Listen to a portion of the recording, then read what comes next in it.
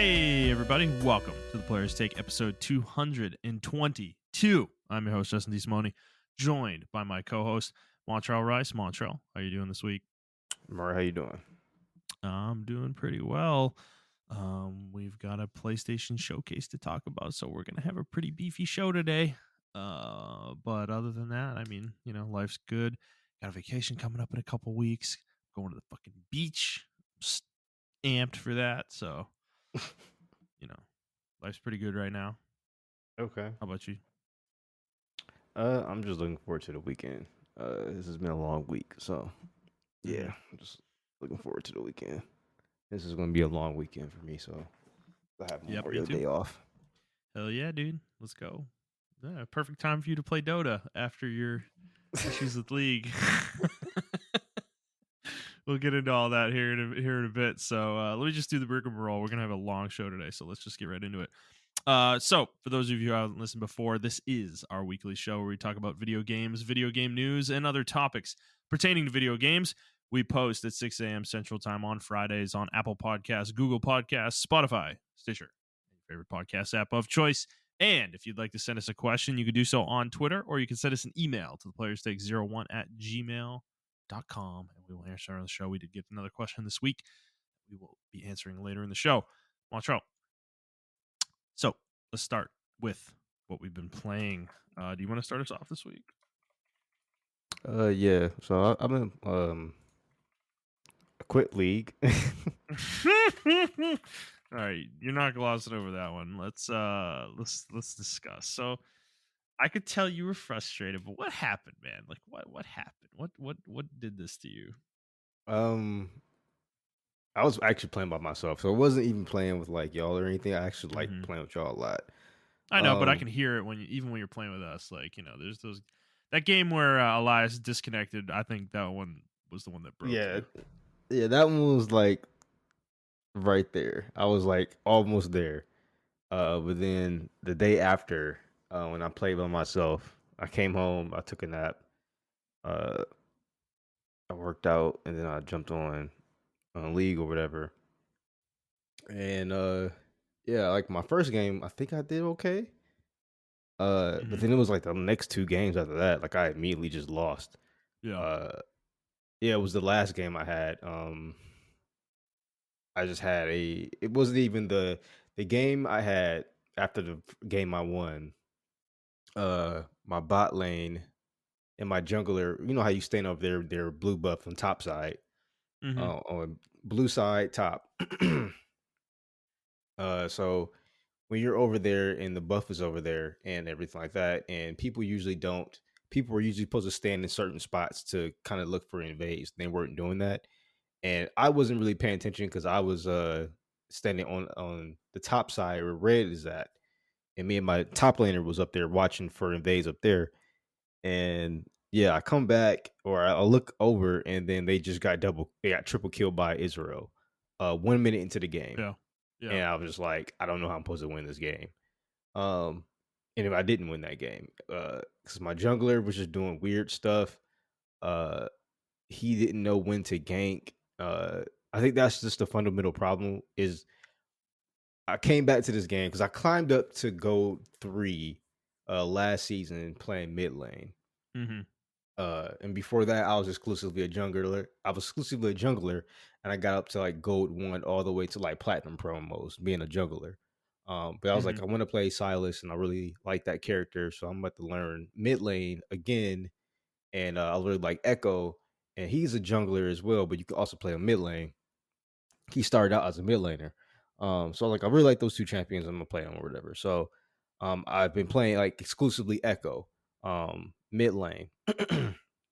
And I wasn't really too aware of how the meta shifted this last patch, and this patch in particular. This last patch in particular. But long story short, like all of my champions are like maybe not Silas, but like Echo and Zed, Akali. Pretty much like a lot of the assassins aren't really too good anymore, despite them being buffed. So what I mean by that is like, yeah, like their items are being buffed, like Yuma's Ghost Blade. Like Talon is really good with Yuma's Ghost Blade, and it's a broken item right now. But the way the lane structure is working now, because they sped up the minions for the first two waves on top side and bottom side, I think, to match the waves catching in the middle that mid lane has. Mhm. And you're like, okay, what does that matter anymore? And I didn't realize once they did that, they essentially killed roaming champions. So Yeah. I was under I couldn't figure out why every time I pushed him, Echo, he's a good pusher and he can roam.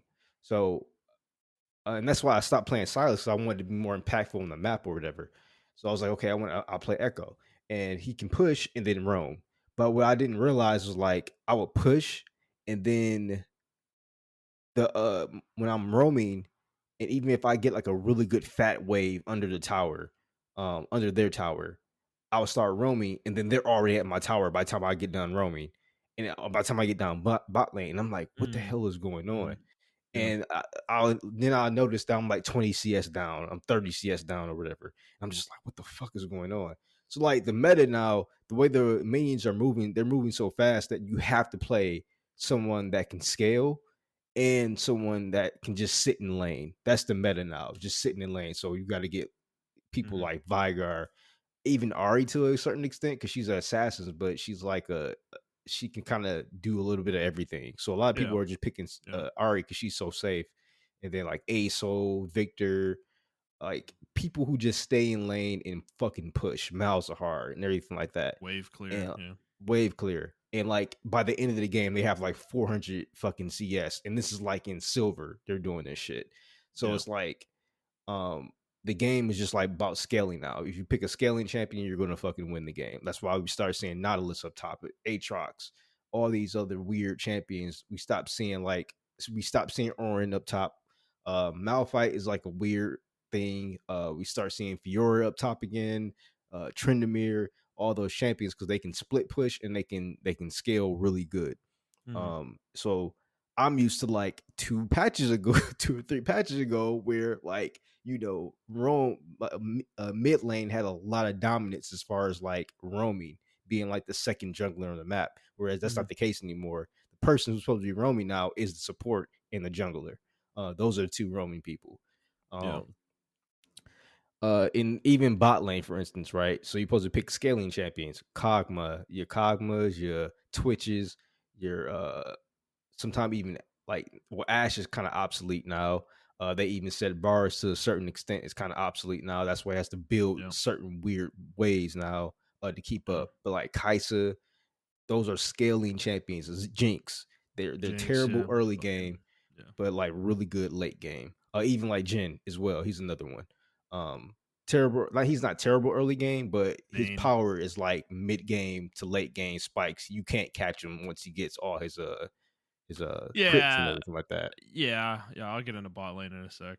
Yep. Yeah. So with bot lane, enchanters are like the ones you want now. Like they always been meta, but like now they're like super fucking meta. Like you're not winning bot lane without a fucking enchanter now. If you don't have a Lulu, a Mhm. Yumi, a fucking Nami with you, you're not fucking winning that lane anymore. Yeah. Because the way they incentivized like Ardent Sensor and I think it's called Echoes of something, those items, those new items that were introduced, they're so powerful and so oppressive.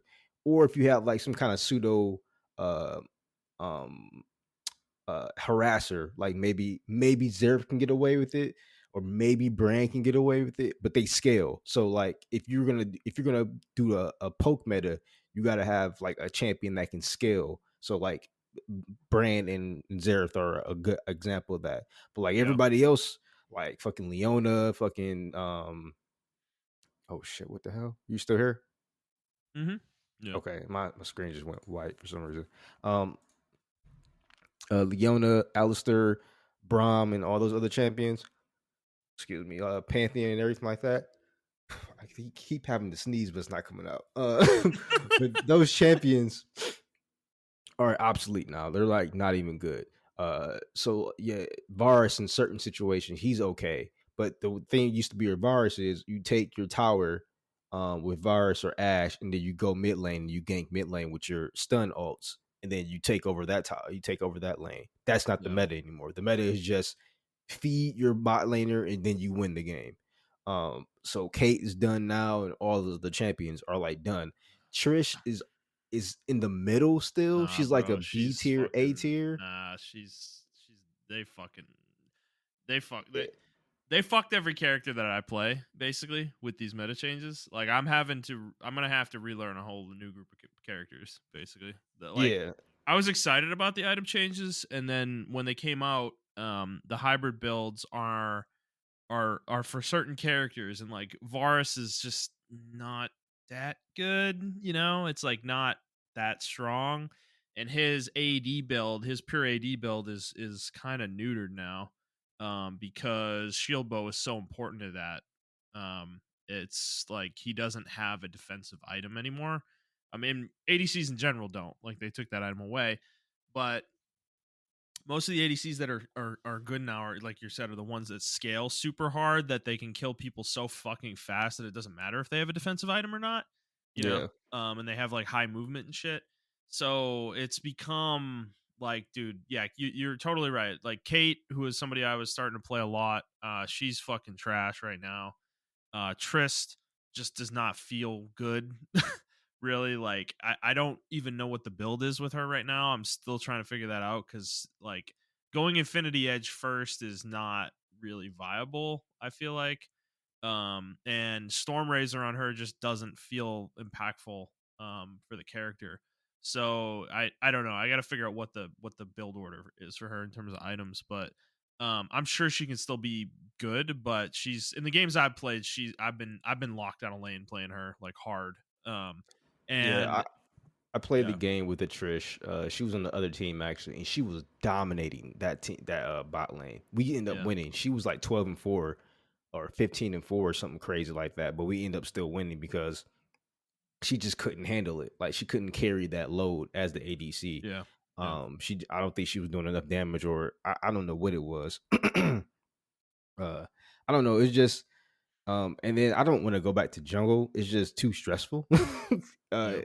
that's why I stopped playing in the first place, because it was just way too fucking stressful. Too much I can pressure. climb really fast with jungle, but it's just you gotta do so much like carrying and coaching, or not coaching, but Babysitting. babysitting, and like Yeah. just being and just commanding the field and everything like that. And it's just really a stressful role for me. So that's why I transitioned to mid lane, because I thought I could do the same thing or whatever, and kind of impact the map. But yeah, and then it was like the last game I played.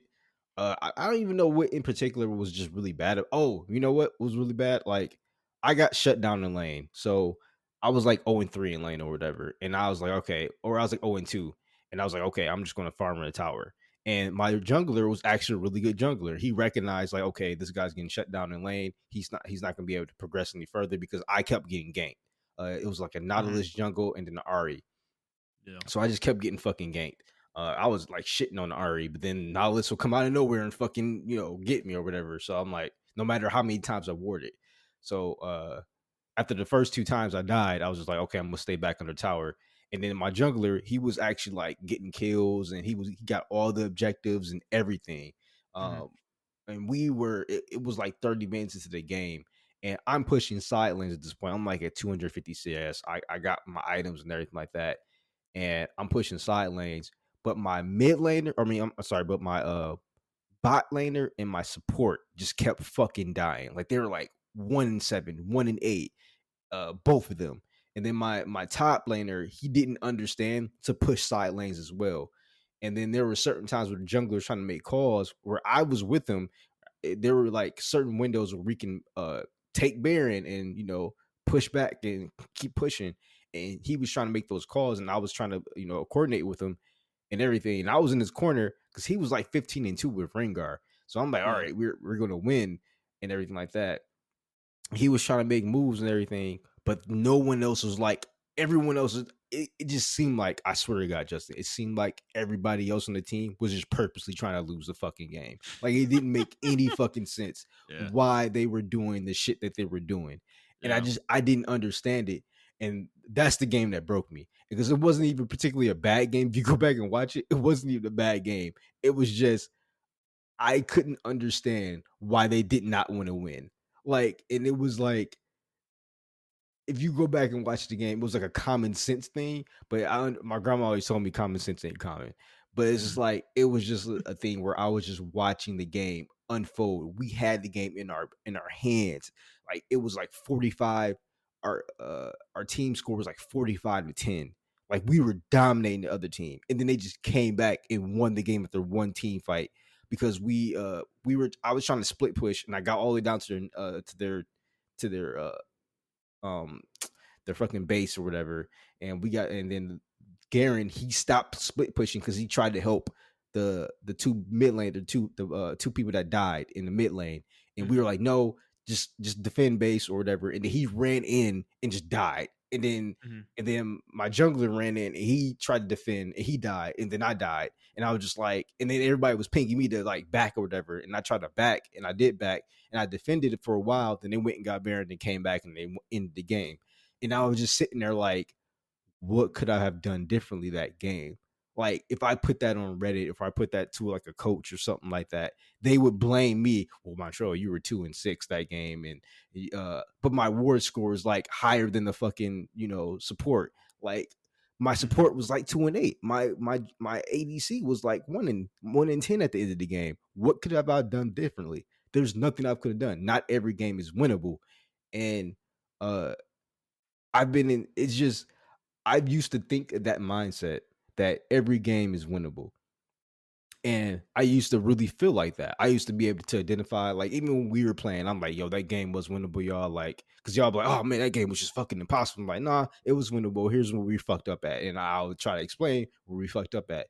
But the last week, I have the last 2 weeks actually, I have been lost for words. Why have you been fucking up? Because there have been games Yeah. we've been playing perfectly, and I'm just like, okay, we should have this in the bag. And then We something lose one happens, like team fight and we the game's one over. team fight and the game's over, and I'm just like, I don't understand. Like I don't get it.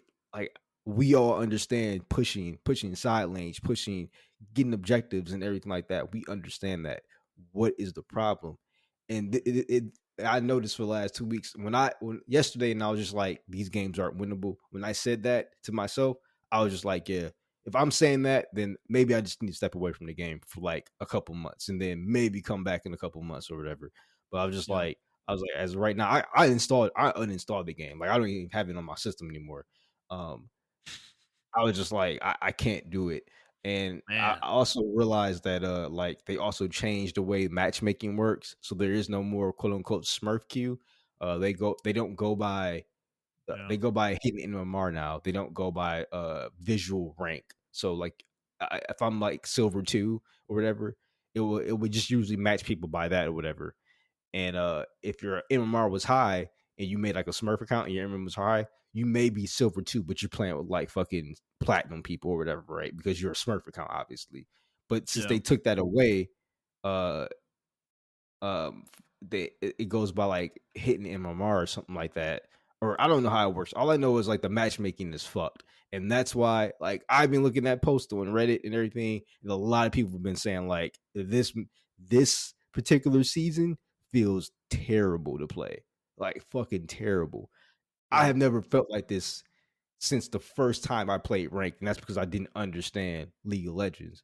But like this was the first time I was just like, what the fuck is going on? I don't understand this game. This is not the game I learned how to play. Like it's just completely different now. Um and yeah, like I'm just not. I thought I would love the item changes, but I don't because it's like the shift of power just went all the way into the other direction, the pendulum swing. Like first people were too tanky, now everybody dies in 2 seconds, and it's like, all right, we're back where we are at like a year or two ago. Like this is where we're at now. There's too much fucking damage now in League, and now we're gonna come up with another fucking durability patch to correct that shit, and now people are gonna be too fucking tanky again. Like they can't get their balancing shit right, and it's like I think they just need to get rid of mythic items. Like I think they just need to go back to the way shit was. Like I don't know. Like maybe because I'm a boomer gamer, I don't fucking know. It's just not fun. Like it's not fun to me in the slightest. So Yeah. that's where I'm at. So you want to guess my record in my last 21 games? I'm gonna say 5 and 16. 3-18, close. 3-18. Yeah, man. Wow. I bet if you looked at all of us since the patch came out, we are all in a similar boat. I mean, obviously we play together, so a Yeah. lot of that has to do with the fact that we play together. But um, I think part of this is there's a new meta, and I don't think any of us understand it quite yet. I think that's part of our problem, Hmm. especially for me. I feel specifically fucked at the moment because the only character I play that's like actually viable right now is Jin, and he's the only character I've been playing mostly since this patch came out. Because I've tried Trist a few times and it just did not work very well, and then I tried um Varus, and yeah, he's I don't know. I mean, he's always had issues, but he doesn't I don't feel like he's doing enough damage to justify his weaknesses right now in this current patch. So I'm like I feel like I have to play Vayne or Jinx or, some of these like super hard hyper carries. Yeah. Um because yeah, otherwise I'm just not I just don't feel like my characters are effective right now. Even Zaya is like weaker now.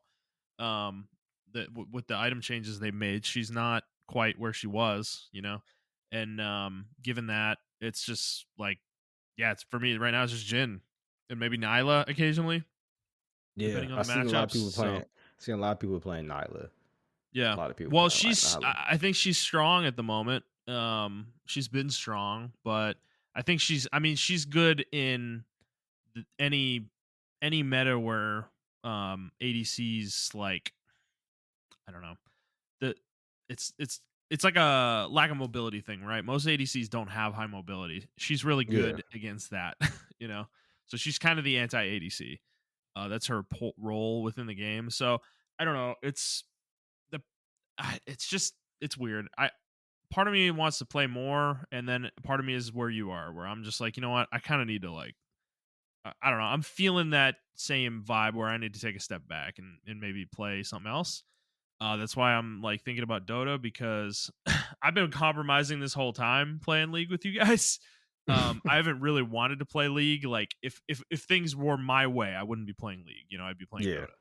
Dota. But I've been compromising because the whole group wants to play League. So if you're gonna quit, and Jet, I've felt this coming for a while, where he's just done. He doesn't really want to play League. Every time we ask him to play, he begrudgingly gets on. If there's four other people, and Yeah. he's happy to to quit out when Elias jumps on. It's like so. And then we've had Brad like kind of waffling back and forth depending on the period of time where he's like fucking done with the game or he's into it or whatever. But so it's really just like me and Andy, I guess, and Elias that are probably the ones more into it than you guys. So I'm like, if it's just the three of us though, like we can't play ranked with three people. I can play ranked with two, with Andy. Like we can Yeah. duo bot. So I might do that with him, but I don't know. I'm just kind of like, I'm like, you know what? Maybe I should just go dive back into Dota, relearn Dota. I don't care if anybody plays with me necessarily, like like that was a game I solo queued basically all the time. I only had one friend that I played with.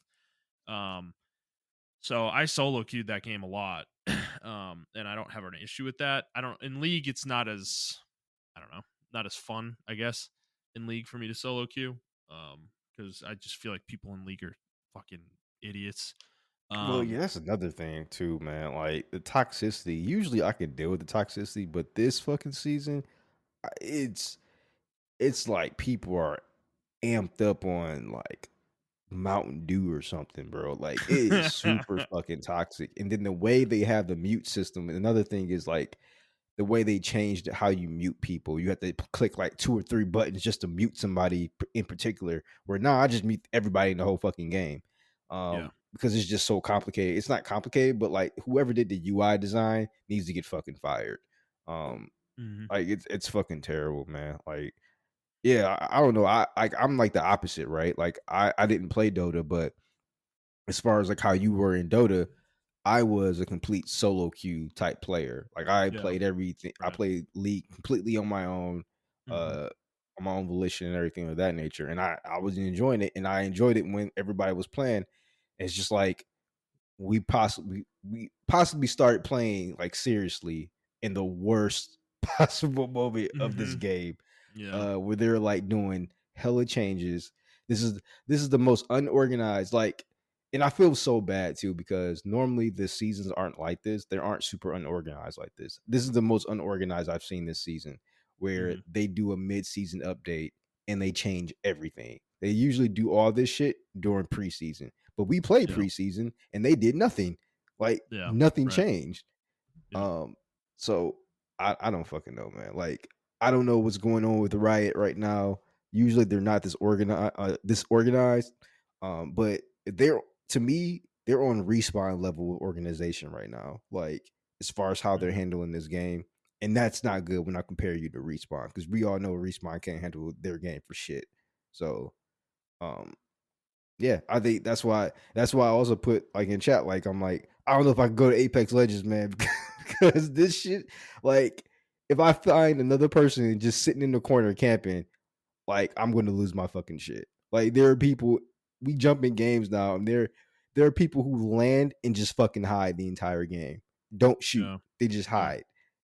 And I'm like, I either, the pendulum is swinging one way or the pendulum is swinging the other way. And I don't know what games these developers are playing or testing. I just don't know. I don't get it, man. Yeah. And then if you complain about it, and then either you're a boomer gamer or you're a or an entitled gamer or something like that. You don't know anything or whatever, and it's just a video game. So it's just Yeah. like whatever, man. Like I'll just shut the fuck up and just not play the fucking games anymore. Go back to my single player games. Yeah. Yeah, because dude, there was a couple games that were particularly frustrating. Um, there was that one that Elias disconnected. That shit pissed me off because we were winning that game. Like we were gonna win Yes. that game easy. Like we were dominating that fucking team, dude. Like they were awful, but they got lucky. He disconnected at the absolute worst time, right when we were probably about to end the game. To be honest, Hmm. and then we wasted another 20-25 minutes. Slowly losing ground because we were down a person. So that was super frustrating. But then there was a game that same night. I think it was the game before that where me and Andy were playing bottom and we were doing really well. And then the enemy team just fucking came down and killed both of us. And then they used Rift Herald and they pushed all the way to fucking Nexus, bro. Like, and this was like pre-20, obviously, because they had Rift. And we're Yeah. the game was over. The game was fucking over, and we were having a great start at bottom. We were beating our lane pretty hard. And then that happened, and the game's fucking over. And I'm like, what am I supposed to do? It's like one fucking death, bro, and they I get punished that hard. Like I don't understand the game. I feel like is just so snowbally, and it's too fast. I haven't complained about this in a while, like since we first started playing. But I'm Hmm. getting back to that point where the game is too fast and ends too quickly. Like things happen too fast in the game. The progression of teams taking objectives and getting powerful happens too quickly. The game is not forgiving at all. Um, and I just don't because there was another game I'm looking at. Like I was Jin. This was like right after the patch came out, I think. And I was like 14-1, dude. I had a fucking incredible game as Jin, and we were winning the game, but we lost because the enemy team had a fucking Nasus. Like that's it. Like we literally lost because of that. That was the game you were playing Jack's top against this guy, and Oh yeah, yeah. yeah. And we literally lost just because Nasus was in the game, for no other reason. Like everybody else on their team was getting destroyed. Like they all sucked. Like the fucking bot, dude. Like, how much harder can I win lane? Right? The bot laner was 2-11, and the fucking support was 1-12, and I'm 14-1, and Andy was 0-3-27. Like what else can you do? But I'm playing Jin against Nasus. Like I can't kill the guy. Like I'm not the one that can kill him. On a team. It's just that Jin's just not a tank shredder like that. He's better than he was, I feel like, with this patch, but dude, it's just, it's so fucking it was so frustrating. And I feel like these games are happening a lot, and we've had a really rough 2 weeks, honestly, like 3-21 or 3-18 in 21 games. I mean, it should tell you how fucking bad our streak has been. But man, it's just I don't know. I haven't felt this shitty in a while with League. It's so I don't know. I think I might take I might take a break. If Andy wants to Yeah. play some duos, I might do it, but honestly, I'm really seriously considering just jumping in Dota, like making a new account and playing Dota because Dota has like a, as far as I remember, they introduced this a few years ago where new accounts go through a different queue for a while as you learn the game. Like the intent is that you learn the game, you're not queuing up against the rest of the community. So you queue up in like a new player queue or something like that. I don't know if they still have that, but I just like I'm not a new player, but dude, I haven't played the game in like 6, 7, 8 years. So I'm way out of practice with it. Yeah. And the last time I played in a regular game, I was way out of my league. It was like I couldn't even farm effectively. I like my net worth was horrific. I was lower than the supports. Like it was that bad. Yeah. Um, so it's like I don't want to just jump into games on my normal account, but I might have to though. I might just have to jump into like fucking all random or some shit, some one of the stupid modes and just Yeah. just play the game, like get used to the game again, like mechanically. Because playing against bots, like I agree with Jet, like dude, it's like this is why I've started and stopped this with Brad so many times because we won't jump into normal games. Like I'm done with bots. Bots do nothing for me, dude. Like I like I'm not playing the game, I'm not playing the real game. I'm kind of just wasting my time. So that's kind of been my thing with that. So I don't know. Yeah. After we're I done don't here, know. I'm probably gonna get on tonight and figure out what's going on, what I'm doing. So um, Yeah, I don't know. Just like my last thing, like with League is, um, I, I don't like. I know every game has like a tier list of characters or whatever. But it just seems like right now in League, I feel like back in the day, you can get away with like one trick in a character, even if that character is countered by somebody. You can get back. You can get away with like, all right, I know how to play against this counter because I have to study this counter. So what they're yeah, gonna do, I already know how to do against it or whatever. I feel like now, um, counters or like straight up hard counters now are absolute that decides the game. Like the game is yeah, literally decided in draft now. And yeah, I hate that. I hate that that's the game that we're playing now because that means you yeah. can't play the champions you want to play. You have to play what's on the tier list and what's A tier Absolutely, man. now, like what's Yep, S tier. And it's like yep, I don't know. Like when we get countered, especially in mid lane now, when you get countered by like an enchanter, or not enchanter, but like a mage or whatever who just constantly harasses you because you're an assassin type character. And like what you're supposed to do is they'll depend on your jungler. But when your jungler is just a brain dead fuck who doesn't understand like when they gank and stuff like that, it's just so fucking impressive. It's so and then top lane, it's so oppressive up there. Like, I feel bad for people who main top lanes. yeah, Like man. I see why a couple of streamers, top lane streamers, are fucking batshit insane because you have to be crazy to play that shit. If you get counter picked, man, GG, that's the game. Unless the other person who counter picked does not know how to play that champion at all.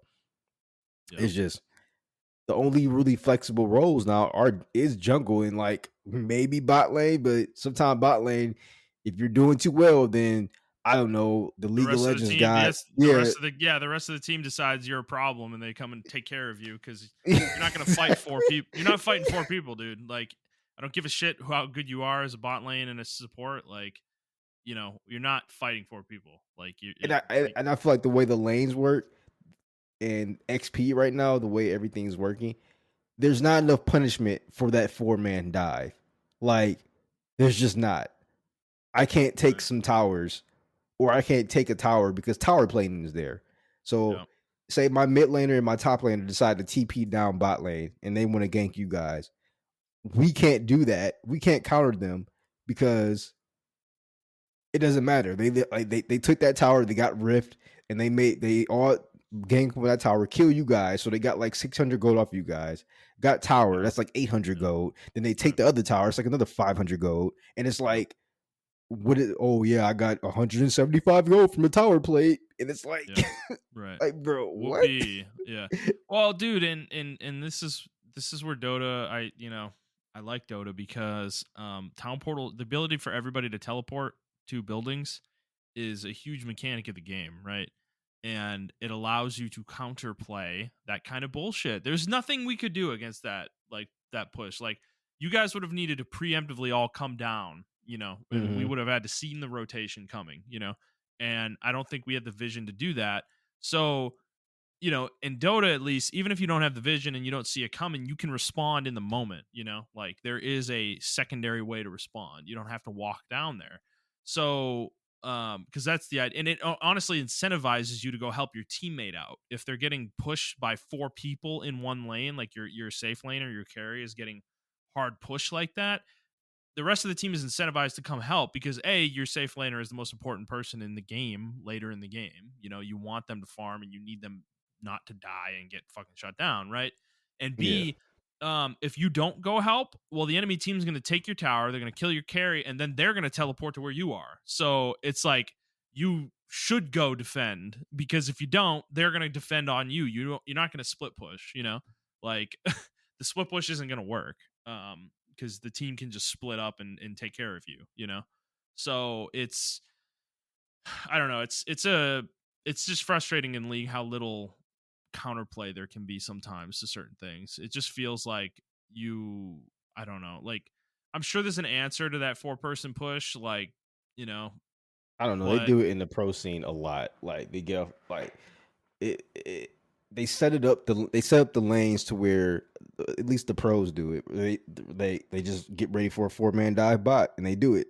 And then that's yeah, it. Like yeah, and then it's not the end of the game though, but it's just like that's a major blow. And then a lot of the commentators are like, oh, well, that's game. And then in sometime when they do say that, 90% of the time, that is game. That team that did that won the game. It's just a right, snowball effect after that. yeah. Um, I don't know. I think I don't know. I mean, I understand shutdown gold and everything is trying to get people back into the fight and everything like that nature. Um, Yeah, but I, the nature of shutdown gold, I don't think works because it gives it to whoever got the last hit, you know, and yeah, um, it feels really bad when a sport gets the shutdown yeah, inadvertently. And your mid laner or your bot carrier or even your jungler like really needs the gold. It's like I don't like the way the game yeah. It does should be that. like a team. It should be a team bounty. It shouldn't Yeah. be. And then it Yeah, got which objective dude, bounties. Dota has that, like split gold. Gold is Yeah, split up between the people who contributed to the kill. Um yeah. So it's like but nope, not league. It's arbitrarily last hit. Um yeah. I don't know. It's just yeah, and then they have like objective bounties and everything for like the losing team. So if you get a tower or a dragon or something, you get yeah, and those gold. are nice. I've been taking advantage of those as much as I Yeah, can. I just don't feel Um like. I feel like and this is where the pendulum swing happens. Like when we're in the lead, like that shit is crucial for us when we get hit with that because the team seems like they just come right back off of one kill off that shit. yeah. Um, but Yeah. then for us, when we do it, it just seems like I don't know, maybe we're not capitalizing off of it fast enough or No, we whatever. don't. But No, and I was starting to watch. Dude, I actually started watching videos this past weekend because I'm like, I was legitimately in the mindset where I wanted to improve at the game. I felt like I mhm. had plateaued. I wasn't like paying attention to wave management as much as I should be and all that stuff. And it's like I'm just kind of relying on micro and my ability to team fight and CS well. It's like so I was starting to watch that stuff to kind of get my head wrapped around it, and then this whole week goes down, and I'm just like, dude, I don't know. I'm not even sure I want to play this game anymore. Forget about getting better at it. It's like, Yeah, it's I don't know. It's a very punishing game. This season in particular, it used to be a very fun game. I mean, MOBAs in general. People always ask us like, why the fuck we play MOBAs and shit like that. And it's just because it's a challenging game. It really challenges your brain. Like you have to use your. It's different from like Apex and yeah, shooters and stuff like that. I mean, I guess you got to use your brain in that, but they're more twitchy and stuff like that. yeah, But right, like MOBAs is like you really it's so much customization within one character. You can pick one character and fundamentally play that character so different from someone else. You can use them in different roles and yeah, all this other stuff. It's just a very complex game with items and everything of that nature. And yeah, it just requires you to use your brain That's why I always compare it to like chess. Like it's just Mhm. like it's a mind game with the other opponent and yourself and your team. Um, and it came from like RTSs, which is another game you have to use your fucking brain for. Um, But you also have to be quick, you know? It's like yeah, your skill at your ability to maneuver your units around is, you know, if you're better than that than your opponent, you have an advantage, you know? exactly. Yeah, And I've always felt like I'm above average with my micro. That's something I've always kind of like done well in RTSs and MOBAs, but I don't think it matters that much in League sometimes. You know, it's just the way the game is, man. Like if you're Varus, right? Like I mean, I'm almost borderline a Varus one trick. You know, I don't play him exclusively, but like he's the character I know in and out the most. I have 3 different rune pages for him. You know, like that's how into him I am.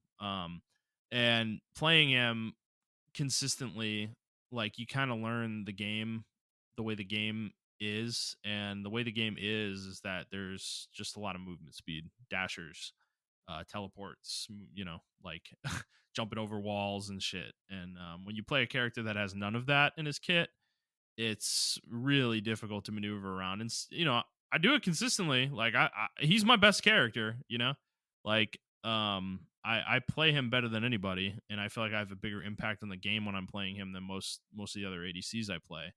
But um, you know, it's really difficult some games. There's some games, dude, where I'm playing Varus and it's a fucking nightmare because everybody has a dash, everybody can jump over walls. The whole enemy team has fucking flash because everybody takes flash, and I'm just like, my only recourse is flash, you know. And if we go yeah, into a team fight and I am in the wrong spot at the wrong time, or one of the enemies flanks us, like, dude, I'm fucking done. They get on top of me and I can't get away. It doesn't matter how well I micro, you know. yeah, If I hit my ult, that might buy me a little bit of time, you know. But if I don't have the damage to kill somebody within that window of them being in my ult, then I'm fucking done. I'm dead, you know. Because assassins do more damage than ADCs in short bursts. So it's like, and I'm playing a squishy character, you know. And that's where shield bow helped, and not having that anymore is like it fucking sucks, dude. Like you're just dead, you know, in the wrong situation. So I yeah. don't No, know. The game's in a rough place. yeah, I agree. I was watching the one guy who like his name's LS who breaks down like the patch notes and everything. Like he even pissed me off when I was watching the patch notes. And he was like, "Oh, we need a new character, man." No, the fuck we don't. Like, stop releasing new characters and fix your fucking game. Like, stop. just fix the game. We do not need a new character. Well, like, Like, right. I Like, think what has Milio contributed to the game since he came out, right? nothing.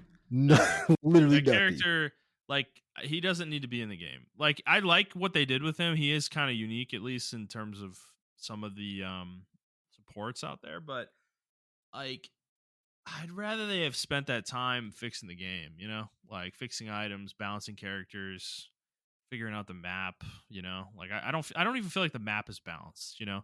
I feel like I'm gonna be honest. I feel like the bot side, the blue team, like has has a really shitty setup. um, or sorry, I'm talking about red team. My bad. Red team in terms of like dragon and stuff, because dragon's so fucking important to the game. Like their ability to take dragon blows, you know. It's like it feels like you are at such a humongous disadvantage, and they try to balance that out with baron, but it's not balanced. Baron is not equivalent to dragon, you know. Hmm. um and it's just like, I don't know, it's shit like that um I find kind of frustrating with the game, because I think they could redesign the map where both of them are kind of in the middle of the river and no team has an advantage, you know. And they should just do that, because Dota did that a long time ago with Roshan. Roshan used to be kind of catered towards the dire side, which is the top red side Hmm. equivalent in League. And a long time ago, they changed the map up, and he's now in the middle of the river. And he just has his own little pit, and it's equidistant between the two teams. You know, nobody has an advantage with it, and I vastly prefer that. It's like I don't know why. I like, because they're asymmetric things. Like Baron and Dragon have different values at different points of the game, you know. So giving one team an advantage on the other, it just doesn't even out because Dragon is the important objective early in the game, and you always play the early game. Baron is more important later in the game, but you don't always play the late game, you know? So I just don't feel like they're equivalent. So I don't know. It's just No, even things I like feel that. like yeah, I feel like you're right. I feel like they do need to like adjust some things, but I don't know. They're never gonna do it. Like I just They think don't have to. No one's complaining about it. So yeah, I mean people will just blame the player base instead of like actually calling out the game. Um and then even when we call out the game, uh like the devs don't do anything. yeah, My God, okay. I'm sorry. Even when we do something like the devs don't do anything or whatever the case may be, like their last dev notes were like, "Oh, well, if this doesn't work, then we may consider reverting the items." And it's just like everybody's been screaming from the top of their lungs, "Revert the fucking items!" Like just yeah, fucking revert them. I don't know. I understand what they were trying to do with the items and make it easier for newer players to get in, have a build path and everything of that nature. Which I think they kind of achieved that goal. It does make itemization easier, but it also takes the skill expression out of itemization, if that makes any sense. right, Um, Another thing they need to do for newer players is like fix their bots. Um, like their yeah. practice tool Oh is my completely god, ass. It's so yeah, fucking ass. Um, so if you're trying to learn a new champion, if I do want to learn how to play mages, like that's the real reason I don't play mages. I haven't really had the chance to learn them. yeah, Um, Because if I try to go in my MMR, if I try to go into like a norms, someone's gonna fucking dominate me. I'm not gonna learn anything from that lesson. Like, yeah. what am I gonna learn from that? You know? Well, Um, dude, this is where I get mad at a company like Riot, and I think I even say this is true of Valve with Dota as well. Is these games are so old, it is unacceptable to me that you do not have an introductory tutorial, and I'm talking something fairly deep where you have your basic mechanic tutorials where you walk people through like the basics of the game, but then you have challenge tutorials where you are putting them in a like catered situation and they need to complete some kind of objective, right? To like learn a mechanic of the game, like rebounding creep waves or freezing a wave, like what's the right thing to do in a certain situation, that kind of stuff. Like there should be literally like a 5-minute little gameplay level that you do, and it has the same characters every time, and you play one of them, and like the goal is like you're at a disadvantaged situation in this point in the game. How like you need to get out of it, you need to like win, and there's a point where you win, and it's like yeah, to like teach people some of those more advanced mechanics. It's like, why are you relying on the community to do this stuff? It's I was just just gonna say that like they yeah, rely too much on the community, and I think the community likes to take up that offer. Which I mean I like, but at the same time, it's like now you're taking that agency away from the companies themselves. Like yeah, these aren't indie companies anymore. You know what I'm saying? Like these are billion-dollar companies. Like back in the day, I can understand because they were indie companies at one point. yeah, Well, not yeah. Valve, but like back in the day, they were like indie companies or new IPs and everything like that. But now you guys are established IPs. You got fucking movies, you got fucking shows, you got fucking merch, and you got teams, you got organizations and everything that revolve around you. There should be no reason why I have to go to a YouTube tutorial on how to play your game.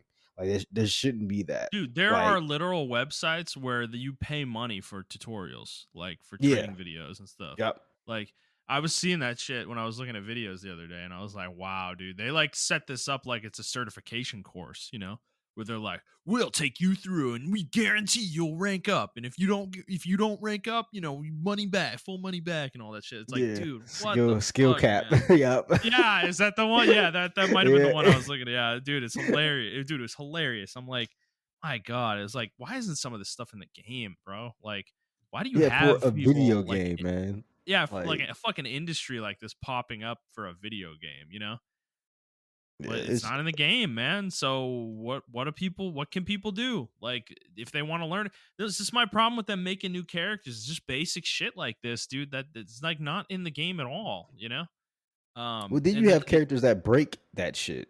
I don't Yeah. know about Dota, but you have characters that break that type of thing, like walls and wards and everything like Yeah, that. and that Cane can be goes through okay. walls. That can be okay in small amounts, right? Like if you have unique characters that do that and that's like part of their identity, right? Mhm. But they're weak in other ways, that's how you have to balance it. And I don't feel like Riot takes that approach with anybody. There's so many characters that can jump over walls in League of Legends. There's so many fucking characters that can jump over walls. And playing as a character that cannot do that, often playing a characters that cannot do that, there's no counterplay for me. It's like once they jump over the wall, they're gone. Unless I'm lucky as Varus and I just fucking hit them with an arrow as they're running away. It's like it's I don't know. And yeah, people would point to Flash. Oh, use Flash. It's like, okay, dude, yeah, you're gonna just flash over a wall that you have no vision on, to get a kill. It's like that's borderline a bad play, depending on the situation, like where you are on the map. So I don't know. It's the game is like Yeah. they've just focused on they feel like kind of the way we were talking about Apex like a little while ago, where they've plateaued and they're like complacent where they are.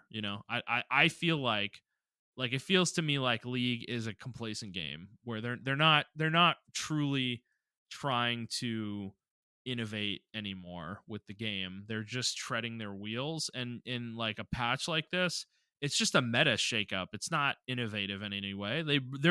They brought Static Shiv back, and it's like, okay, you're bringing back an old item, like you didn't even make a new item. It's like, come on, man.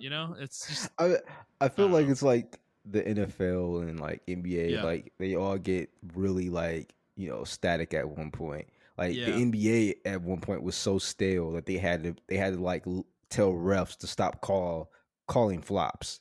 Like, cause yeah, everybody's like, it's flopping. I can't even watch the NBA anymore because everybody just fucking flopping. And then they yep, stopped doing that, and like, viewership went up and everything like that. But like that one little change was enough to set it off. But it's just like, why do we have to get to that point? Why do we have to get to that point where we had to tell you guys stop calling fucking flops? Where people who right, are not even trained refs can see, wow, LeBron's really flopping right now. James Harden's flopping right now. And yeah.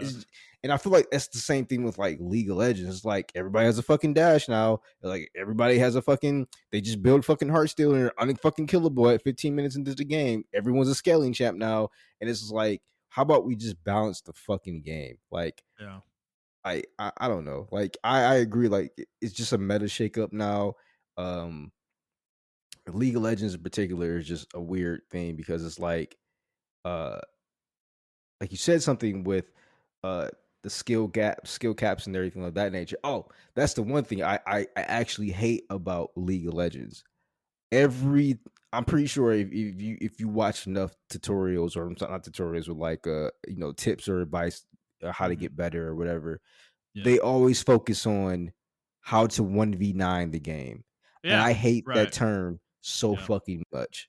Yeah. I didn't Because the game is understand a it. team. The game's a team I game was at its core. exactly. I Yeah. should not be the enemies should not be my teammates, but every fucking guy teaches you that your teammates are your enemy as well. And that creates a fucking toxic environment to where I go into games like they're trying to make me lose the game. Like these guys are legitimately Or when against me. somebody makes a mistake or fucks something up, we get like super mad at them. And Exactly.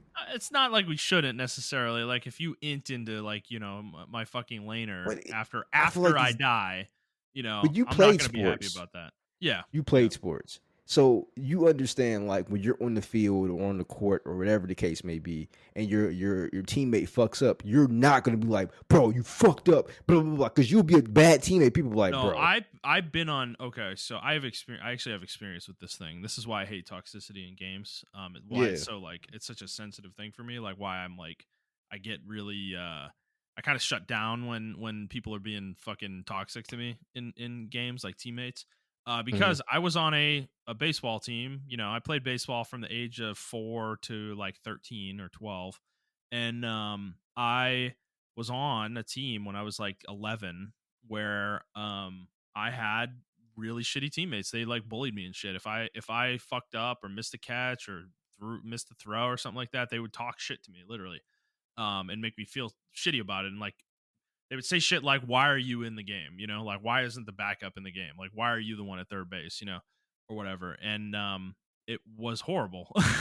It Yeah. fucking like it made me play like shit. You know, I did not feel like I had a team backing me that like had my back. You know. And eventually that other guy did go in the game and he wasn't as good as me, even though even when I was playing poorly, you know. And he did go in the game and he wasn't any better. Like he was worse. And it's like there was a reason why I was the one. And honestly, it was funny that experience, like that moment, like gave me confidence again because it's like, okay, all right, there is a reason I'm here. You know, it's like fuck these guys. And then eventually I just started ignoring them and did my own thing and started playing better. And then they shut the fuck up. You know. Yeah. But it's like that mentality though of if you're not good, fuck you, bro. Like, you know, you got to be good to be on our team. You know, it's like fuck, like, dude, you know, like we talked about the matchmaking in these games. It sucks. Like, it doesn't always put you with people that are of your skill level. It's just like it's like we were playing ranked. It's actually funny to think about. We were playing ranked. Me and Andy were playing duo ranked, and we were getting absolutely dominated bottom. Like I was 0-7, he was like 0-6. Like we got fucking shut the fuck down. But the opposite was true in the enemy team. Like we were looking at it, and the fucking top laner and the jungler were 0-7 and 0-6. Like the game had put people in the match that were kind of a similar skill level. I don't think it should have done it that way specifically, but it was trying to at least make the match balanced. But it's just I don't know. It's that toxicity is it's and it I think it does stem from the community with that mentality of like 1v9ing. And it's made these games really unpalatable to play. And I've Yeah. pushed through it with you guys to play these games because we have a static of 5. And I'm at the point now where I'm a little bit more resistant to it than I was like a year ago, probably. But it still bothers me a lot when you get into a game and you don't even die. You know, you like just miss a CS or you just miss something. You know, and people start pinging you and they start talking shit to you, and then it just snowballs into this whole fucking back and forth where you're screaming at them and they're screaming at you, and it's like there's no chance you're gonna win the game at that point because you're not a team, you know. And I think walking into a game with the idea that your teammates are your enemy is like so anti what MOBAs are supposed to be, you know. They're Yeah. And supposed to be like a sport, like playing football. Like you don't do that to your football teammates, you know. It's like you're fucking in the trenches with those guys, you know. It's like I don't Yeah, know. and I understand the counter argument, right? Because I understand when I go on Reddit, people like, blame yourself, you improve, you get better, don't worry about your teammates and stuff like that. And it's like, but I do have to worry about my teammates. Those are my teammates. For that particular game, I am Right. locked in with that Yeah. person and I have to get to know that person, for that 15, 20 minutes or whatever. And I feel like and maybe it'll be more toxic. And I mean, like Apex is, I guess, a good example of that. Like, it's like if you have voice chat, you can kind of like counter the toxicity because I feel like people are a little bit less brave if they have their voice there or whatever. Um, Absolutely. Oh, absolutely. Yeah, no, they're such but like pussies when they have to talk. Yeah. So, but even like Apex, like I actually don't really run into toxic people because I don't really talk too much on Apex when I'm playing solos. And Yeah. but when I do talk or whatever, like people will like talk back to me or whatever, and I'll try to just be like kind of positive or whatever the fuck. Mm. Um, because I don't know, I just feel like if I'm not going to say it to your face, then I'm not going to say it over mic. That's just like how Absolutely. I operate. Like I won't be like, Right. "Oh, fuck you and fuck your mom" and all that shit like that. Because somebody might genuinely shoot me in the face. Like, okay, Yeah. well, bro, this is about to go down right now. So it's just like I don't say stuff like that. And in these games, I feel like we're so devoted from each other. Um, uh, and the way the community works and all these videos and everything like that, they teach, and no one talks about that. They teach people to 1v9 the game, but no one teaches how can you be a better teammate? How can you support your teammate? Yeah, your jungler's 0-7. How can you tell him, bro, it's okay. Just try to Yeah. focus on this stuff Well, and we can try to bounce back. yeah, it's like that Like, guy you were mentioning, your jungler, when you were 0-2 or 0-3, right? You were getting shut down. He came over to help. yeah, That's what you do. That's what you're supposed to do. You're supposed to notice that and go try to help out and like put you back on an even playing field, you know? like pick up your teammate. Don't fucking push him down into the dirt and then just try to fucking carry the whole load by yourself. Like it's not gonna work, man, most of the time. Um, so I don't know. And the game, I feel like the game itself caters to that because there's just so many like hyper carries in the game, dude. There's way too many characters in every role that carry the game. It just doesn't make any sense to me. Yeah, Like it's so weird because they're always talking about, oh, we need to combat toxicity, and it's like you're making the game toxic though. Like, do you not no, understand like no, your your it's like a systematic toxicity thing that you're harboring. Like you said, you're making these items, you're making one character a hyper carry or a hyper tank, and everybody needs to depend on them and everything of that nature. And I get it too. I get when one person is down, like it feels really shitty when you're first blood and your name pops up and you're like, yeah, fuck. Like now I'm about to right, hear the GGs and all that other shit like that. Like you already like that's why I don't type in chat because I know that person already feels shitty. I'm not about to say even more to make that person even feel more shitty about it. I'll just be like, hey yeah, man, let's keep going. Let's keep going. You got shut down, whatever, man. It's all good. Like we keep going. But yeah, it does take its toll. And when I started typing back in chat the last couple weeks, I was just like, all right, I need to go back. I need to take a step away from this game. yeah, Because I was just like, I'm getting super toxic over the last month, and I was just like, yeah, I need hmm to step away from this game, and that's yeah, what I did. So I don't know. yeah. All right, fair enough. We've we've been talking about League for like an hour. Let's move on. So what else have you been playing, Montreal, this week? So yeah, I'll be quick because we have been talking about this for about an hour. Mm-hmm. Mm-hmm. I haven't touched Jedi Survivor. I'm actually going to shelve that for a while, so I'm actually going to delete this off the list. I'm shelving that. I play Apex Legends a little bit with Jet and you actually, not Brad. Mm-hmm. I think I did play with Brad too as well. It was all right. Yeah, the rat situation, they just have to fix that. I don't want it to be like last season because last season definitely wasn't perfect, but at the same time, it's just like I don't know about this season as well. But I did download. I went back and I was just like, what do I need to play? I really want to play a good flashy action game, not Devil May Cry, right? So I loaded up Ninja Gaiden 2 Sigma. They got like extra content that I never played on the original Ninja Gaiden. I went on Steam actually and just typed in character action, and there's a whole genre of games. And I found like three games I really liked, which was one called Assault Spy. It's like a anime inspired like story, but Yeah. you actually have to like fight and stuff like that. And the Yeah. combat is like really fucking good. It's really like anime, but it's really good as well. Another game called Myo Arms or Myhu Arms rather. Um, Almost like a near like the way the combat works. Did Bayonetta and near combined. Mm-hmm. And I'm playing that. And then another game called Binary, which is like it's a early access game and it has like heavy ties to like you could tell the creators inspired by Devil May Cry. Yeah. So I've been playing those games. And then Yeah. tomorrow I am going to be buying Breath of the Wild because none of all these games are like 10 or $15.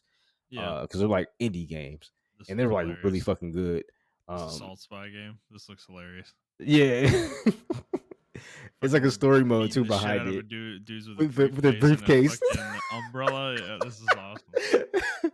Yeah, so it's very fun. And they have a second character who's like a fist type Yeah. Shaolin monk type character. Yeah. Uh, but yeah, it's a very funny ass game. Um, and then I'm buying Breath of the Wild, not Breath of the Wild, but Tears of the Kingdom for Deanna tomorrow, so she can play that. While I'm playing my games or whatever. But yeah, that's all I've been playing. All right, fair enough. Yeah. Other than League and Apex, I've just been playing Honkai. I'm like almost caught up on content. I'm mostly kind of at the point where I'm mostly just doing daily, weekly stuff. So I'm gonna be this next week probably putting this down as a full time game and playing bringing some other stuff back. I did get Tears of the Kingdom this past weekend as well. I do plan on playing that. I do have a trip coming up, so I'm going to bring my Switch with me for that, and probably play some Metroid and Zelda. So we'll have some thoughts on that coming up. And then we got Diablo 4 coming out in a week or two. So I'm taking a week off for that one, and I'll be playing that pretty heavily. So yeah, we got some cool games coming up. All right, well, Montreal, let's move on to news. So because we got a big one to talk about. So there was a PlayStation showcase yesterday, Wednesday, the week this posts, and it was I kind of want to just go through it first, and then we could talk about overall, right? Yeah. So there were a lot of games shown, and we're just gonna go through in the order they were shown. So first one that was shown is one called Fair Games, and this is looks like a kind of a multiplayer game of some sort where you're gonna be doing heists. It looks like. Yeah, Um, I called it diverse payday. yeah. Jesus. Well, we didn't see any gameplay, so there's not much to say about this one. It was another cinematic trailer, so um, is this the kind of so have you played Payday before? Yeah, I played Payday before. I like those type of games. I don't know if our group will like them, but I do. I love Yeah. those type of games. Even Yeah. when I was playing with my friends, we played GTA 5 heist and stuff like that. I like stupid stuff like that. I think those type of things are cool.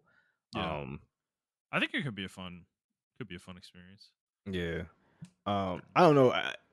I think this game would be cool, but I don't know. I think especially now when we'll talk about like, a little bit more as you start listing out the games and stuff like that. Um, I I think the cooperative multiplayer games are kind of like dying out. If that makes any sense, I don't feel like people are feeling them as much as like Yeah. the industry wants us to feel Well, them. If that there's a makes any lot sense. of them, and we're going to talk about a lot of them here. I mean, the next game is a co-op game too, and Yeah, I think you're right. I feel like, dude, there's something about co-op because our group does not play co-op very much. Weirdly enough, and I'm gonna be honest. I feel like it might be something with people our age more than anything, but I just miss like couch co-op, dude. I love co-op, but yeah, I don't yeah, feel that same energy playing online that I used to when we played couch co-op on like N64, GameCube, or yeah, even Super yeah. NES and shit. It's like these games can't capture that feeling, and yeah, I don't know. I miss that. You know, I agree. I think that's what it is for me too.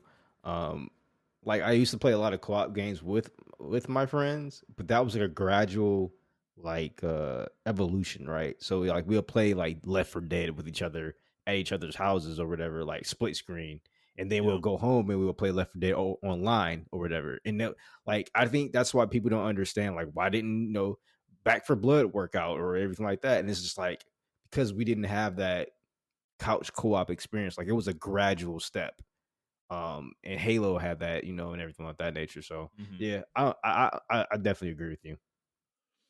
All right. Well, moving on. The next game shown was a Helldivers 2. So this one's interesting because this game's been rumored for a while, but it's interesting because this is going to be a third person shooter now. Whereas the original Helldivers was an isometric twin stick shooter. Yep. So that is a massive shift. Obviously, that's a completely different genre of game. And it kind of is interesting. It makes me wonder if this was the dev team wanting to do this or Sony pushed them into doing this. Because yeah, that's a big shift. I don't know. That's like a totally different audience you're trying to go for, in my opinion. Yeah, I know usually from what DJ would tell me, as far as a game creator, you would probably for your first game, you'll probably go with what's easiest. And I hmm think twin stick shooters are like not easy to make, rather. I They're can see that easier though. to make. Yeah, I can see Um that. and it's easier to like get the scope right and everything like that. And then once you have the scope and the money, then you can try to tackle the third person, your actual true vision of the game. And I think that's what they wanted with Helldivers too. um but to me when I saw it, it looks like ODSTs from Halo. That's what they look like. Yeah. Yeah. And then I instantly thought of like this one quirky ass game that has a lot of games, which is called Earth Defense Force. And it's the Oh most yeah. dumbest game ever. It is fucking fun as shit. And that's what I thought of when I saw the game. I was like, oh, I could just play Earth Defense Force if I wanted to play this game. It looks like a more hmm polished version of Earth Defense Force. Uh, it's if y'all ever played it, like y'all know what I'm talking about. It's not polished at all, but goddamn, if it's fun, it's fun as fuck. You're just fighting waves of aliens and bugs and shit like that, hmm and it's just fun. But yeah. All right. Well, yeah, fair enough. All right. Next game shown was from EA. It's Immortals of Avium. I don't know. They announced this game a while back, but we actually got to see some gameplay. So this is like a first person game. It's an action game. I wouldn't call it a shooter per se, but it looks kind of interesting. I don't know. Like it looked a little rough to me in some ways, but what did you think of this one? Um, and this is which one is this one? This is Concord? No, not no, Concord. I'm going out of Immortals of order. Avium. Immortals of Oh, Avium. Immortals of Avium. I am actually I'm looking forward to this game. Yeah, my I don't know why my list doesn't have that one. I don't see that one on my list. Just Yeah. go to the YouTube link I put in. Okay. In the first comment has timestamps in the order they were. Oh, okay. I thought That's you what were I'm looking going at the off of. article. I'm sorry. Yeah, no, I Um, shouldn't have even put that in there. um, yeah, Avium, Immortals of Avium. I'm actually looking forward to this game. This is, I guess, going to be my version of like Forsaken. I yeah, actually like these spell type games. I'm glad it's a single player game. I don't want to play multiplayer or anything like that. Because I actually did enjoy Tokyo Ghostwire. That was free on yes, PlayStation. yeah, So I actually did enjoy that game. yeah. So this game is another game that's right up in my alley. It does look rough, but it looks very fucking fun. It reminds me of like you remember how you used to. I don't know if you played Skyrim like, as a mage, but like I played Skyrim as a Oh mage yeah, sometime, and I used to yeah. do that like I dumb can see shit in that. there. So Yeah. Yeah, no, it looks cool. I think it's one of the more unique games, at least that was shown, certainly. yeah, And yeah, it's from Ascendant Studios as well. So I mean, this is honestly, I think a lot of people talk a lot of shit about EA for good reason. They've had a bad run of things, and obviously there's certain things that they still do that we're not fans of here on this podcast. But I want to give them credit where it's due, though. I think they are making an investment in single player content. Like we're seeing it yeah. from That EA Respawn. Originals Yep. program or EA First Right. program or something like that. So yeah, This game, there's been a number of single player games coming from EA Studios, and they've found success. So I'm hoping we're sending a message to EA that it doesn't all have to be mutt or fucking Ultimate Team bullshit for yeah, you to make money and make a profit on stuff. So that these single player games are worth investing in. So it's good to see from them, certainly. All right. Next game shown was Ghost Runner 2.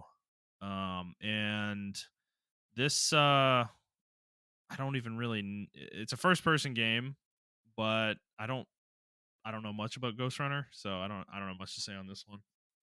yeah. You play the first Ghost Runner. It's pretty much a ninja cyberpunk type game, but first person. You can do Okay. combos and everything like that. It's wall running, it's a lot of platforming. I think you'll like it actually. It's a Yeah. lot of platforming in the game. It's not just action. Yeah. And you said you like platforming and everything like that nature. And I think you'll Absolutely. love this game. The first Well, game's only like $10 or something like that on PlayStation. So okay. yeah, Interesting. Yeah, it might be actually less on Steam. I might not have been paying attention when this one was being shown because it's so quick. It's only like a minute of the Yeah, showcase. But yeah, damn, it actually looks really cool. The gameplay they showed. yeah, It's weird though. The character that they showed just kind of looks like a Destiny fucking hunter to me. yeah. That's what I thought it was at first too. Yeah, Destiny's fucking ruined this art style or aesthetic in games because yeah, everything just looks like Destiny now when it's like futuristic kind of tech or cyberpunky almost. It's like Yeah. um yeah, but yeah, it looks pretty good. It looks interesting certainly. So I don't think we got like a release date or anything for it though. So um oh Yeah, 2023 yeah, coming 2023. Yeah. this year. So some point this year.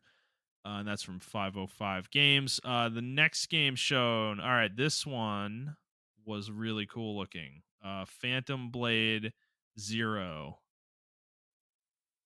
This Yeah, actually I looks actually really fucking good. The I've the been the following this game for a while. It was okay, called Project like B or M or something like that. Um, a while ago. But yeah. yeah, this game looks really cool. I didn't mean to cut you off, but this game looks really fucking Oh, cool, you're like you good. said. Yeah. The combat looks really good. So my only problem with games like this is coming from I don't I don't want to sound racist, y'all. This is coming from a Chinese studio. And Mm. The only issue I have with Chinese studios is they make really great games. Obviously, like Genshin, and I think they're making a Wonder. What's it called? Wonderland or Wonder? The other Genshin Gotcha game. So they obviously are Uh, very talented. yeah, yeah. Um, Oh, uh, Wuthering Waves. Wuthering Waves. That's not from HoYoverse, but yeah, Oh, it's not it's from Chinese. HoYoverse. Okay. I think it's a Um, Chinese game though. okay. So they obviously make really good games. The problem is like a lot of them are, I don't want to say scams. Like this one is looks good, right? But we don't know when it's coming out. And then we've been waiting for the other one with the futuristic one. Is I think that one's called Project something that looked kind of like Bayonetta-ish or whatever. Yeah, yeah. That we saw like last year, and we don't have a release date for that one. We've been waiting for Wukong Black Myth Black Wukong Myth. Yeah. forever, and that's a Chinese game. So it's like we've been waiting for these games since forever, and there are other ones out there that we've been waiting for, and they have not come out. And like people are now calling them like the Chinese scam games because like they're people. I don't know who's investing in these games, but they're like, in my opinion, like kind of losing money because we're never going to see these games come out. Like when are these games going to come out? And Yeah. then we also saw that other game. The day after, I think it's called the day after, which was completely a scam game. That is a scam game, like legitimately. Yeah. So like I saw this gameplay. I'm like, and I've been following this game for a while. But like I saw the gameplay for this, and I saw it like way back, like 4 or 5 months ago, where they had like a whole thing where they had like 5 minutes of it, and they showed the gameplay, like a whole level of it. And it's Mhm. like I can't even trust that. Like, like I can't trust the gameplay that I'm seeing because like the day after ruined stuff like that. Yeah. Cyberpunk ruined stuff like that. It's like now if we don't have a concrete release date, even gameplay now is like looking skeptical. So as cool as this game looked, I'm still being super skeptical of it. Like it looks really Yeah. fucking cool though. It's a fair point. I mean, like, the thing I was gonna say about it is that it's a very striking movement. Like the movement Yeah. and the blade movement on the character. The way the character blocks and the way enemies block and stuff is like really unique for an action game. It's Yeah. very fast. It looks very fast, but that doesn't necessarily mean you're the one actively blocking. Like they could just be holding the fucking block button and the character just does that. Yeah. So you don't know until you get it in your hands, and it's a fair point that you're making. Like we don't know, we don't know that much about the game. There was no release date given or even release window at all. So, as cool as it looked, there were certain aspects of it. It looks a little staged almost to me, Hmm. because there was a point in the demo where the character was fighting what I assume to be a boss, like in like a desert-ish area, and the boss like kind of starts backing up and the character's like charging forward and the boss is blocking and it's like really weird gameplay because I don't know how that would actually play out in the game. Like how would you make the game play out that way? Because most of the Yeah. time when you advance on an enemy, they usually stand their ground in most games, most action games, because they Yeah. can, because they're a boss. Like they have like resistance to damage and being knocked back and shit like that. So, um, I don't know. I'd like to see more of this certainly, and probably will be wary of this one. Wait till it comes out, see what people say, and Yeah. then see what the real gameplay looks like. Because it is, I'm not going to say it's easy, but companies have been known to do this throughout the industry, is making a demo specifically for a showcase like this that is not representative of your game. It's like a totally Yeah. different game. So that would I not surprise definitely me. agree. All right, moving on. Next game shown was Sword of the Sea. This is from the studio that made The Pathless, which was a launch game for PS5.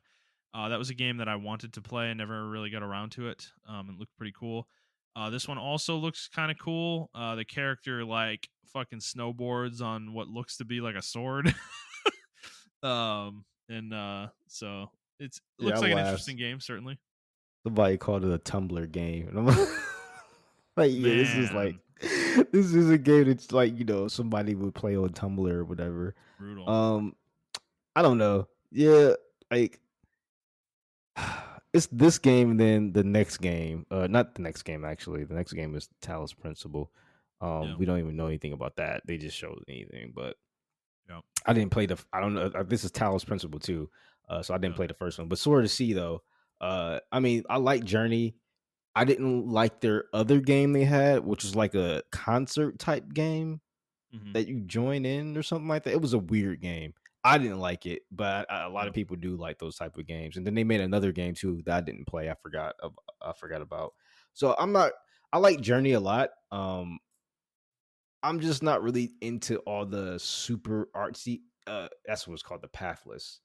Yeah. Um, I'm not really into the super artsy type games because like they sacrifice a lot of gameplay just to be Hmm. artsy, Yeah. and like this just looks like Tony Hawk with the sword. Like, Yeah. so I mean, it's a cool idea to be honest with you. It's really cool, and like it looks fucking gorgeous. And I have no doubt in my mind that's gonna look like this because I know their track record when it comes out. Mhm. Um, but as far as like gameplay and stuff like that, like I usually for me personally, I usually steer clear of these games because I value more so like gameplay over like the Mhm. arts and stuff like that. So Yeah. Yeah. I like this, but yeah, I think I'm gonna avoid this one. I usually avoid their games, unfortunately. Like I said, I like Journey a lot, but Yeah. it was a once.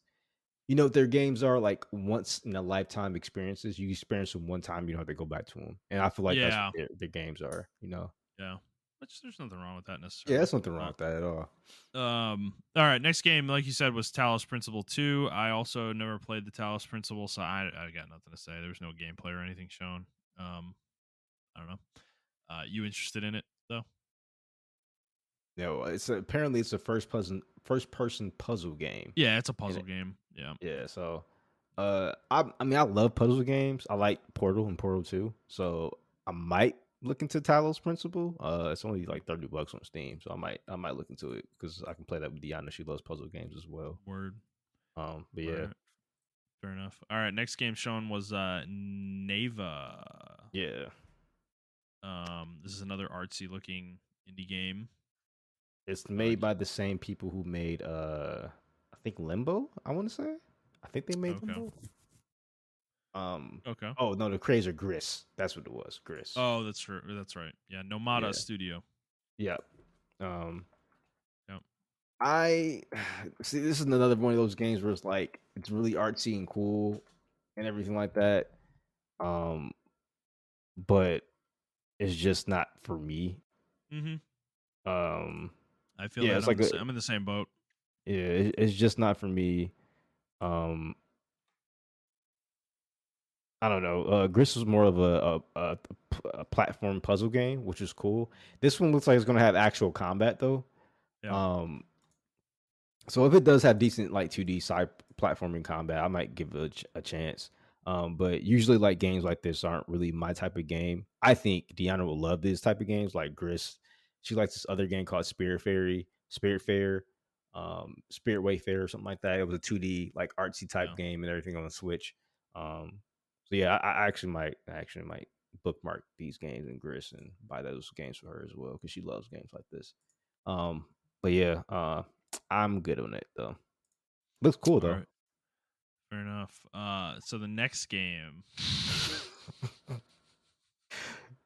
I was sucker for like cats, so I'm a sucker for this shit, man. I don't know. This game really stood out to me, and I'm sure everybody's gonna fucking laugh their ass off. But the next game shown was Cat Quest: Pirates of the Caribbean. it looked so However, fucking dope.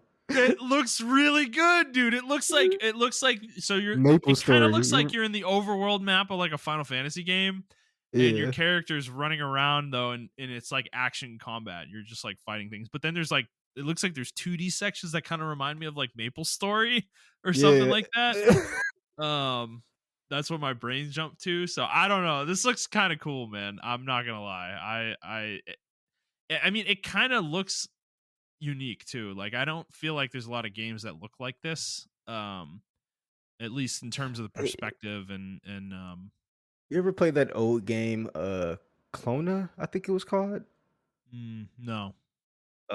For like PlayStation, where it's like a 2D sprite on a 3D platforming or 3D platforming game. That's what it kind of reminds me. It reminds No. me of a whole bunch of games. I think it's called Okay. Clona, like Okay. Klona. Yeah. Um, yeah, yeah, that's what it reminds me of, and I like that game a lot. Another game is called Tumba. I like that game. And then obviously, like Maple Story has like the combat Maple Story. So I don't know. I Of might give course. this game a shot. So Yeah, man. I don't know. I don't. Did they give us a date? I don't think they did. no, I don't think they did. Yeah, no, I don't think that. I don't think they did. But also, I love cats, so I'm like a sucker for that shit. Oh, Oh, brother, it says this coming next game. 2024, so it's Oh, coming next year. 2024. Okay, yeah, that's Yeah. cool. It's probably gonna All be. right. I think that's like Yeah. I think that's an indie game. It looks like an indie game, Yes. maybe. Yeah, So I think so too. yeah, Gentle Bros, the Gentle Bros. yeah. So I'll be patient and wait. Yeah. All right. So the next game shown is, dude. All right. What was the first thing you thought of when you saw this game? Bro, it's Splatoon, bro. Splatoon meets Absolutely, Fortnite. absolutely, Like, yes. So it's from Square Enix. It's called Foam Stars, and dude, I'm watching this, and I'm like, what the fuck is this? And then all of a sudden, they start showing gameplay, and I'm like, dude, they made a Splatoon clone. Who the fuck would do he's this? asking for shit. Like, who's even asking for this? This game is gonna bomb so hard. I'm sorry. Like, no offense to this team or anything. It looks fine. It looks fun, but dude, it's like we It's already have a Splatoon, man. Splatoon, bro. Like, Yeah. like who's asking for this? Seriously. Um, and yeah, it's just like I don't know. I'm watching the gameplay and I'm like, bro, they're making a Splatoon game with foam instead of paint. Oh my god. Oh. Yeah, Yeah. I don't know what's going on in Square Enix, man.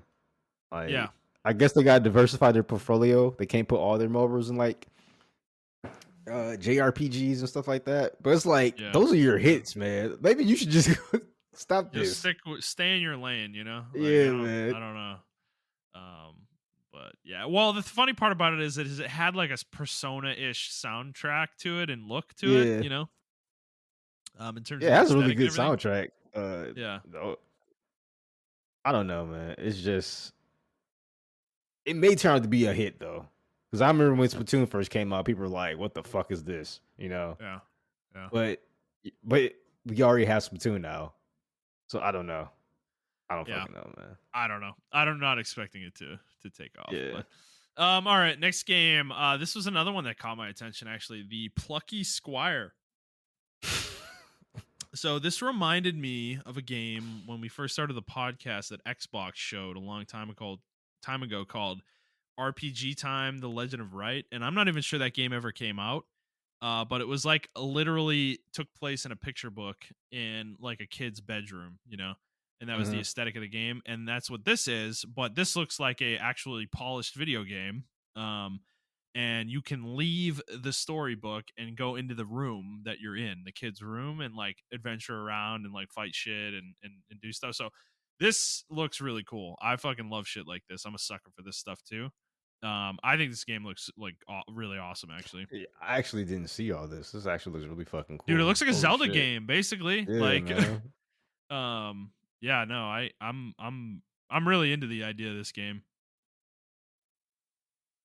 Yeah, this looks really cool. Actually, holy shit. I mean, I I think I was at work, so I probably didn't see this part because I was doing actual work. But yeah, this Okay. one looks really fucking good. Yeah. Yeah. Volver Digital. Oh yeah, I'm definitely getting this. Yeah, they Yeah, make good man, you're games. right. Yeah, it says it's coming 2023. Yeah, Devolver Digital tends not to miss. So, Yeah. yeah, I have a good amount of faith in that one. So that game looks really cool. Again, it's called the Plucky Squire, and it says it's coming this year. So, Yeah. look forward to that one definitely. All right, next game shown was called Teardown. It looks like a fucking Minecraft destruction game where you like blow buildings up and shit. Yeah, this game's already available on PC. Okay. Yeah, so they're just bringing the So PlayStation. nothing to see here. All Mhm. right, fair enough. Let's get to the next game, which how long did it take you before you realized it was Metal Gear? Bro, I didn't realize it until like he came until I saw the snake, and I Until was they showed like, Snake. Yeah, I Yeah. was like, "No." I thought this was gonna be Grounded. I'm like, "Oh, they bringing Grounded to fucking, PlayStation Nah, because man, they it showed the had that. ants." This had a I don't they kind of captured the Kojima vibe with this trailer. This Yeah. feels like something he would do. Now who knows if he's involved or not, but so yeah, we're getting a Metal Gear Solid 3 remake. The rumors are actually real, like this is happening. um and you know, obviously Konami owns Metal Gear, so but yeah, when I heard that music, man, I was like, oh my god. The Snake Eater theme. um but yeah, it looks good, certainly. Yeah, the Obviously this is trailer just looks a cinematic good. trailer, but Yeah. yeah, Uh, we'll see. yeah, We'll see when we I don't get know. gameplay. People are like already shitting on the game, like, "Oh no, Kojima-san's not part of this game," and we don't know that. Like, Yeah, a lot of people are like, "Yeah, his falling off with Konami was really bad," but I think Konami changed heads since then. Like, yeah. that was almost 10 years ago that this happened. Mm-hmm. And Mm-hmm. I think they changed heads, and I wouldn't be surprised if he's secretly involved in this. Because if you go on his Twitter, he still retweets everything Metal Gear. Like, Absolutely. Yeah. yeah, you remember Right. I pointed it out like a couple weeks ago. I'm like, I don't know, man. He's been tweeting a lot of Metal Gear shit lately. Something's going down. Yeah. Because he always usually just tweet Death Stranding shit, but then he started Yeah. tweeting Metal Gear shit as well. So, um, yeah, it's gonna be interesting to see what they if he is involved or if they even like get his references because he actually is directly referenced in some of these games. So Yeah. they actually added him on Twitter and was like, "Yeah, we have a lot of respect for Kojima, the team who's making this and everything." So I don't know, Interesting. it looks pretty cool. Okay. Yeah. So the bridge, maybe there's some mending happening there. I hope so, because I don't know. He doesn't need to directly make the game necessarily, but I think it would be good if it had his blessing, you know, Yes. um, Yes, for sure. for everybody involved. So, um, yeah, the only thing I'm thinking about though, and this is I don't know. I I love David Hayter as Snake. And I kind of hope he Oh no, it's is already a confirmed. He's coming back. He's coming oh back. fuck yes. Oh yes. Yes. Oh my god, yes. Okay. That is such good news cuz yeah, he is Snake, bro. I'm sorry what they did with 5 with what's his name? The dude from 24. Yeah. I was not into that shit, man, at all. I miss David Hayter so bad in that game. And he's just so good as Snake. Like that voice is perfect. So so And now that I that's played awesome news. 5, I'm not gonna spoil it for people who haven't played because they're probably gonna go back and play it. I understand why they did what they did from an artistic standpoint of view. Yeah. If you beat 5, you beat 5, right? Oh, is there? No, I have not beat 5. Okay, I'm No, not dude, gonna say that's the thing. anything. I've never gone back and played it. Like I played it Okay. for like 3 hours and then Yeah, yeah, I there's a never. huge like twist at the end. Okay. Okay. Yeah, that kind of sums Related to the everything up. voice. Okay. Yeah, All right. yeah, All yeah. right. Okay. All right. Fair enough. Well, then I should probably just go back and play that game, dude. I don't know why. I don't know why I had such a mental block with it. It just wasn't like it wasn't the It Metal Gear came I was out looking for. You know. Yeah, and it came out during a time where like you remember every game was like open world. I mean, it still is Oh yeah. now, but like every game was open world. So that was my mental block with it too. I was just Well, that was bombarded the with year open world games. Witcher. Wasn't that the year Witcher 3 came out? It was 2015, right? Yeah, I think so. Yeah, you're right. So that was the problem. I had just come off Witcher 3 and like, dude, I'm sorry. No open world games really like compare to that game to me. And it's just was rough. It was rough. Like it just Yeah, wasn't, I don't know. And also it wasn't what I was looking for in Metal Gear Solid, you know? yeah, exactly. Yep. Like it was a kind of a Zelda situation. Like they made a different game than the one I wanted, you know? Yeah, So yep. I um agree. but which is fine. I understand. Like Metal Gear Solid 4 is not to everyone's taste. I get that. But I fucking love Metal Gear Solid 4. And yeah, I don't know. I just I would have liked that more like strict kind of gameplay, like contained levels, you know. Yeah, Um, but to that point, they are actually bringing a collection to PS5 of the first 3 games. So if you want to play them, you will be able to in the autumn of 2023. This is frustrating though. Again, I don't know why Metal Gear Solid 4 is not in this fucking collection. Like it's actually asinine because that game is still stranded on PlayStation 3. it can't be that hard to get that game off of. I mean, because they did it with the last collection. Yeah. I have the collection on Xbox because you can still do backwards compatibility. So Yeah. I have Metal Gear 1, 2, and 3. Actually, I don't. You know what? I don't think that one has two. That one has Peace Walker 2 and 3. You can't play Yeah. one. So Yeah. 'cause that was like owned by Sony or something like that, some weird licensing thing. So Yeah. maybe that's the thing with like 4 as well, some weird licensing thing where Sony has rights to No, it. it's probably has more to do with the console, the cell Okay. processor. Yeah. Um, that's my thought. Is they probably have issue porting it due to that, but I hope I'm wrong. I hope we get a collection with 4 and 5 in it. That would be great, Yeah. on PS5. But nonetheless, it's like, dude, I haven't played 4 in fuck like Jesus, like 13 years, probably 14 years, closer to when it came out. So I'd love to play that again. I mean, dude, 4 has so many cool moments in it, bro. Like, I was playing that game with somebody, like they were watching me play it, and he's like a huge Metal Gear fan, and I had never played through any of the games, so I played all 4 of them in like the course of a month or a month and a half one summer Oh with my him. god. And dude, it was fucking awesome. Like, it was one of the best things I've ever done in my life. But we got to 4, and he had never played 4. He didn't play 4 either, so he had played 1 through 3, and he decided to watch me play 4. And there's moments in the game where being a spectator is almost better than playing the game. You remember what I'm talking about? Yeah. The fucking that scene in Shadow Moses where they split the camera perspective, and you're Yeah, playing one and then section, and then Raiden's fighting fucking the Raiden and Vamp are fighting on the bottom. yeah. Dude, I was so pissed because I'm like fighting all these Metal Gears, and my friends next to me going, "Oh shit!" And there's like fucking cutscenes going on. I'm like, "What's happening? I can't even look." You're just getting like little glimpses of it. It's so fucking awesome, dude. It's such a cool gameplay moment. So yeah, there's some really cool shit in that game. I love Metal Gear Solid 4, but yeah, so hopefully we get that game at some point. But all right, moving on to the next game. It is called Towers of Agazba. I don't know how to say that. Um, it kind of just looks like I don't know, third person adventure game of some sort. You like run around and like build stuff, Yeah, almost collect like a resources. survivor type game, yeah. Yeah, right.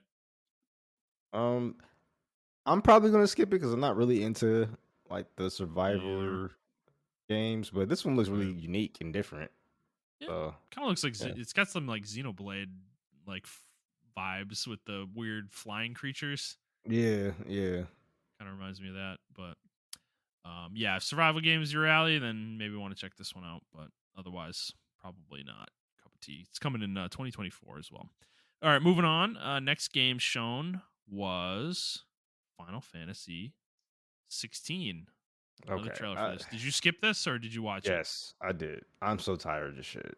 Like, I They thought showed a too demo much. was good.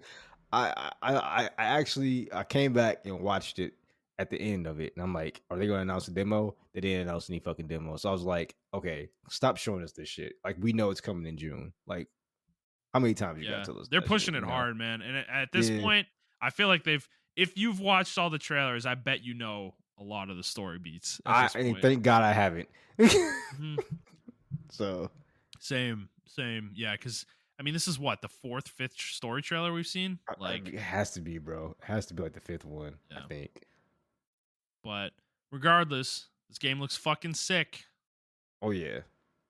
No way to deny that. Certainly. Um, People are still yeah, upset. Some people are still upset. The purists, turn-based purists, are still bro, upset. go away. Go play Octopath Traveler and shut up. All right, like, or Bravely Default 2. Have fun. All right, they've got your turn based bullshit. All right. Um, let the rest of us enjoy Yoshi P making probably one of the better Final Fantasy games. So Yeah. yeah. All right. Well, that looks good. It's still coming in June. Let's move Yep. on to the No next delays game. there. Yep, no delays. Alan Wake 2, man. This one's interesting. It looks like a horror game. I mean, I don't know if the It, first one was or not, it but was. It was a horror okay. game. Yeah. Um, does this pique your interest? Oh yeah. I love the first Alan Wake. And it's made by Remedy Studios. So that I don't know if this is their first game. Alan Wake was their first game or not. But Hmm. I think Alan Wake was the game that put them on the map. It was an Xbox exclusive at the time. Right. Yeah, I loved it. I love I love horror games and stuff like that. A certain type of horror games. I don't like the Outlast type games. But like games like this like really look really good. And when I saw it, I thought it was actually another game. I thought it may have been another game called Alone in the Dark. I think that's what it was called, Yeah. or something of that nature. It was a GameCube game, I think. I thought it was gonna be that, but no, it's Alan Wake 2, because I heard the rumors of Alan Wake 2 coming, but I didn't know, and because like the first character you obviously play as is Alan Wake, but they didn't show Alan Wake here, so uh Yeah. yeah, I don't know, They it showed looks him a really little cool. bit I mean, they here showed and him a there. little bit, yeah, he's in there. He looks like fucking John Wick, but Yeah, dude, I was gonna say he looks like Keanu Reeves. Absolutely. Yeah. But no, it yeah, looks no. interesting. I think I'm not huge into horror, but it looks like a mystery, almost Yeah, like a the first game was mystery more type so, thing. like a more so a mystery than a horror game. Yeah. It Yeah. combined both, mystery elements and horror games, and you had to solve puzzles and stuff like that. So Yeah. those are the type of horror games I like Yeah. games like that. Yeah. Um, yeah, so yeah. Fair enough. Well, it's coming on October 17th this year, so it has gotten a release date. All right, moving on to the next game. Was Assassin's Creed Mirage. Um, what did you think of this? All right, so I'm gonna be honest. I was kind of hyped for this shit because I they went back to yeah, basics on this shit, and it yeah, man, reminded me of like Assassin's Creed 1 and 2, and I was hyped yeah, for it. Everybody else was like, "Oh my god, let Assassin's Creed go," or whatever. But I'm yeah, like, "All right, they going back to basics on this." Uh, the town, everything. It looks like it's just gonna be focused on one city. yeah, So it's gonna be super densely populated, and I can't wait to see what they do with like more technology. Because you remember the first two games or the first yeah, three games, yeah, like Assassin's Creed 2, and Assassin's Creed Brotherhood. yeah, Those games, even with that technology at the time, the towns seem very densely populated, and you can do a lot yeah, of stuff in them. yeah. So this one looks Two like generations later, it should be fucking nuts. yeah, exactly. It looks like they're going to take it back to that or whatever, where you can like execute certain people in certain ways and make an example out of them, and do certain things or whatever the case may be. Because I think Assassin's Creed kind of lost its way. Um, Became like this weird pseudo RPG. I kind of hope they take that shit out.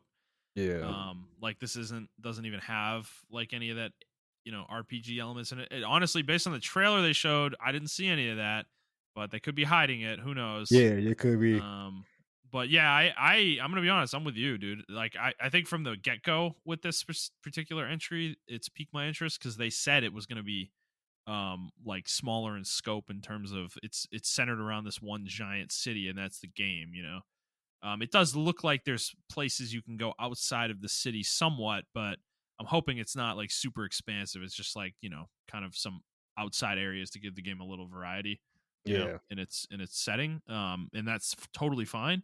That's not an issue if that's what they're going to do. So, um, yeah, I think it looks pretty good. I don't know if it's just like there's so many games coming out this year. I don't know if I'm really going to be able to pick it up and play it, but I'm going to put it on my list, certainly. yeah, definitely. I don't know. I don't understand why people weren't really too hype about. I mean, I understand, I guess, because but we haven't got an Assassin's Creed game in a while, right? Yeah. Am I being crazy, or maybe I just Um, went dark on the Valhalla franchise? was 2 years ago, wasn't it? Oh, okay, yeah, Valhalla. I forgot about Hold that. See, on. that doesn't even seem like an Assassin's Creed game to me. Yeah. Um, I Let me don't make know. This sure. game like looks like an Assassin's Creed No, game. dude, it Not came in 2020. So no, really. it's been 3 years. Wow. Okay. Yeah, that's crazy. There wasn't anything between that except for DLC, right? I think so. Yeah. Yeah, it was Valhalla. Yeah. So they actually there was a pretty big gap here. Yeah, and that didn't seem like Assassin's Creed to me. That seemed like another game. Like I don't know. Right. Um, Yeah, I it know. was a But good no, game. that one didn't appeal to me. I think depending on how this goes, I always wanted to get back to Odyssey cuz as much as that game is overwhelming and huge, I do love the setting of Greece and Mhm. I did like the game at the time. Like I thought it was a good game. So, Yeah, it wasn't um bad at all. yeah. I like to get back to that at some point. I don't even know if I still have my save file though, unfortunately. So I'd probably have to start over. Yeah. All right. Well, moving on from Assassin's Creed, the next game shown was called Revenant Hill. I don't really know what to say about this one. It looks like a 2D. I don't even know if I want to say platformer necessarily, Yeah, but I don't. Yeah, they didn't really give us too many things to work with off there's this. just a cat running through a bunch of environments, like Yeah, 2D environments. So, um, yeah, I don't know much to say about this one. You? and me either. All right, moving on. Next game shown. So this was a surprise for me. Finally, Grand Blue Fantasy Relink has resurfaced after fucking years of this game being announced, teased, changed, completely fucking revamped and shit. And it has a tentative release window for the winter of this year, 2023. I don't know if I believe it. I'll believe it when I I see was it. just about to say that. Yeah, I believe it when I Yeah, see it. you're right. This feels like a game that could certainly get pushed into 2024. But um, so I will be honest though, it did look a little bit more. I don't know. It looked better than the last time we saw it. I guess I'll say that. Yeah. Certainly, I'm not sure it's where it originally was. That got me like super excited about it, but I will certainly check this game out. It's still unclear though what this game necessarily is going to be. Like, is this going to be like a live service, like almost gotcha style game, like Genshin or something like that, or is this going to be like a co-op fucking adventure game? Is this going to be a single player game? I don't really know. Like, I don't feel like they've defined it as such. I'm sure if I went to the website, I could probably find out, but just based on this trailer, it's not really clear. I'm assuming it's going to be some kind of gotcha game because this is a studio side games that makes gotcha games. Like that is their thing. Grand Blue is a fucking whole ass mobile game that's like super successful. So I would expect some kind of gotcha element to the game, but Yeah, they did categorize this as a massively multiplayer online game with a yeah. turn-based system. What? What? That doesn't make any sense. Yeah. I mean, this is from CBR.com. Okay. Yeah, that seems wrong. Um, Let me go to their website. How do they categorize their own game? Let's see. Yeah, see, I can't even get like it's just like talks about like landscapes, like open world. Um yeah, they don't even really define it on the site either. So it does say though players 1 online 1 to 4. So So maybe it's like a almost a Monster Hunter type deal. possibly that was initially what it looked like at first blush, but I could see this being a cross between that and Genshin, maybe, where you have gotcha elements. Because they've shown many different characters with tons of different abilities and stuff. Yeah. And that just screams gotcha game to me. So yeah, we'll see. I mean, that's not a deal breaker for me, but it's like I just kind of want to know what it is. So but yeah, I mean the game definitely looked better here. So graphically, it looks impressive, certainly. Yeah. All right, moving on. Next game shown was Street Fighter 6. I know Yeah, you're the this fighting game guy on might the be the show. one. Yeah, this Any game might be interest? the game to get me back into fighting games. Okay. Yeah. Uh, I've heard nothing but good things about the demo. I'm not pre-ordering stuff, so that's why I haven't played the open beta. Yeah. Um, Well, but yeah, no, this is coming out in like 2 weeks or 3 weeks, right? yeah. Yeah. So I'm definitely gonna pick it up. It looks really cool. Okay. It has a nice story mode to it and everything, like an open world story mode where you can just fight random people and shit like that. Uh, Yeah. yeah, it looks really cool. So Okay. Is this maybe this will be what you play online competitively? yeah, you know Move what? back to Good. fighting Yeah, games. you're right. Maybe I should just Good go back to idea. fighting games. Yeah, man. Well, I mean, there's no chat or anything. It's just 1v1. So, Yeah. yeah, might not be a bad idea. All right. Well, yeah, it certainly looks good. Definitely. All right. Well, the next game shown was something called Ultros. Um, and this looked weird. It's like a 2D platformer. Definitely has an interesting aesthetic. Yeah, almost has like a. Actually, I don't know what kind of aesthetic it has. But Yeah. yeah, it's a weird aesthetic. It's a 2D side scrolling Metroidvania, which I'm kind of like rolling my eyes at again because Yeah. How like many more how of many of these do these? we fucking Yeah, need? Yeah. exactly. Jesus So, Christ. Talk about a uh, genre getting saturated. so yeah, I don't know if I can. I'm gonna pick it up because I already have like a couple that I need to play. I need to play the Hollow Knight Yeah. series. I need to play Dead Cells and all that other stuff Ugh, like that. you don't So, need to play it. You don't need to play Hollow Knight. why you don't like it? No, not at all. Okay. Game is not that game was not fun. Um uh you might feel differently though. Well, yeah, I don't know. This is something with indies though. Roguelikes and fucking Metroidvanias. Like, enough. All right, enough. These genres are saturated, guys. Like, let's just stop. All right, let's move on to something else. Make some different kinds of games because I am so tired of these things. Like, um, I don't know, but I'm sure they're going to continue to come. So, if you're interested in Metroidvanias, though, this game may be up your alley. Certainly looks like um, it'll at least be decent. So, Yeah. all right. Next game shown is a game that's already released. Tower Oh, of it is. Fantasy. I didn't know Yeah, that. I don't know. Is this coming on PlayStation? Is that the reason they were showing this? I'm not I really think sure. so. Um, yeah, I don't Is know this if an this is MMO out. or a gotcha game? It's a gotcha game. It's a fucking Genshin Impact clone, dude. Like, in the worst way. Like, it's a Genshin Impact clone. So, Okay. um, yeah, I would not bother with it personally if I were you. Okay. Just play Genshin if anybody's interested in this. Yeah, the combat looks But really cool, but I don't know. yeah. I mean, I don't know. It might have better combat than Genshin. That's probably not um outside of the realm of possibility. It's not like Genshin's combat is like incredible or anything like that, but um it's a clone through and through though, certainly. So, Yeah. all right. Moving on. The next game shown was Dragon's Dogma 2. Yeah, real gaming back.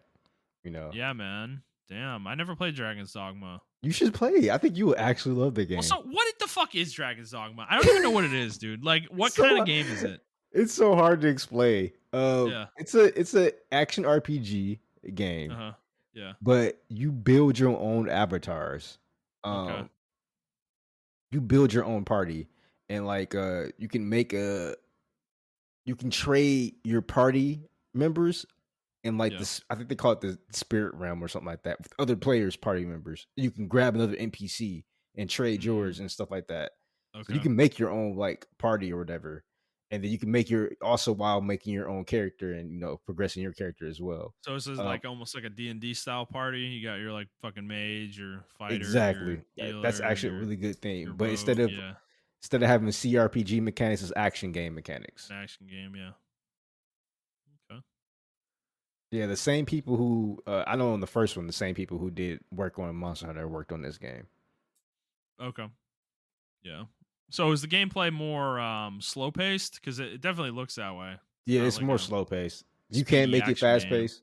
Yeah, you Yeah. can make it fast paced, but it's more slower. But it's like medium paced, I'll say.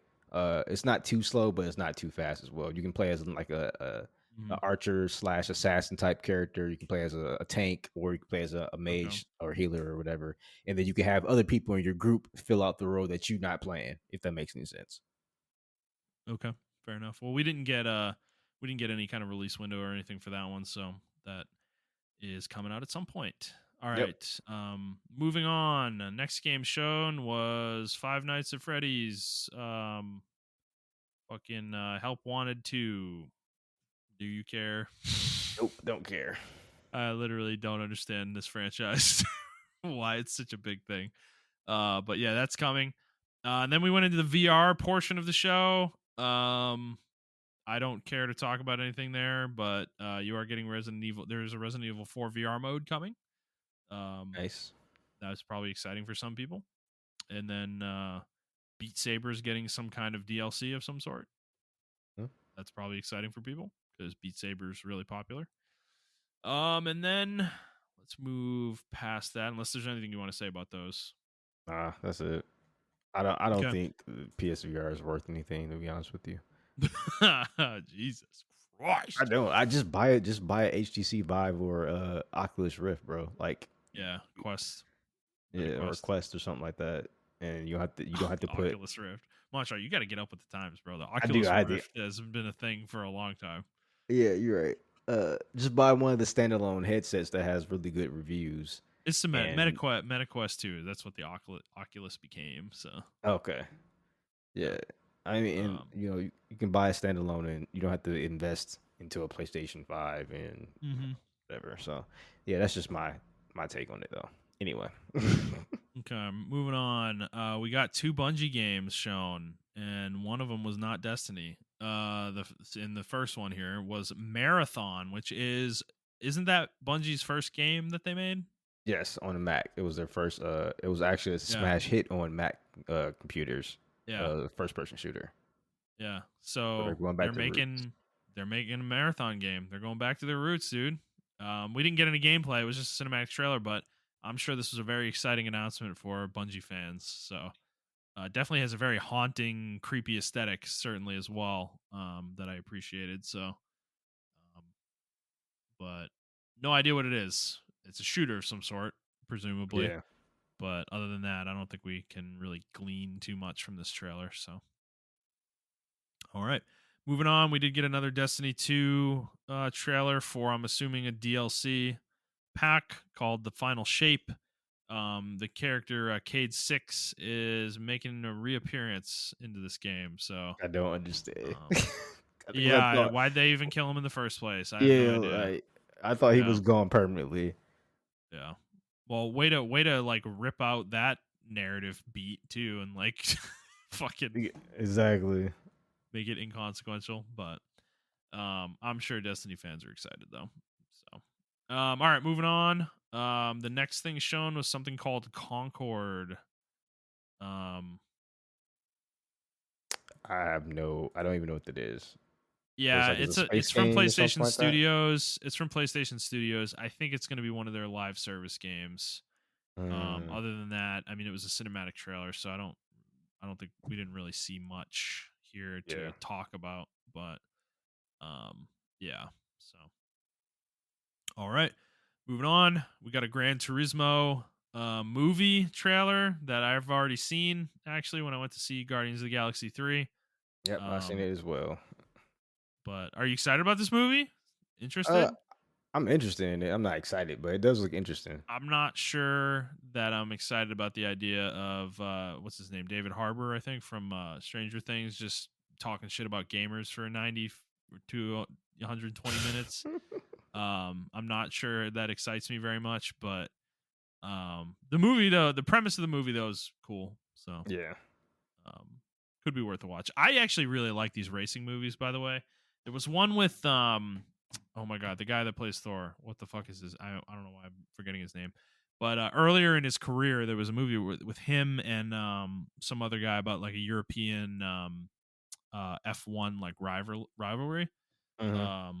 And it was a fucking awesome movie, dude. So, um, racing movies can be very interesting for sure. Um, all right, moving on. We got before the final game that was shown, we got some hardware accessory announcements. So there's going to be some PlayStation 5 earbuds.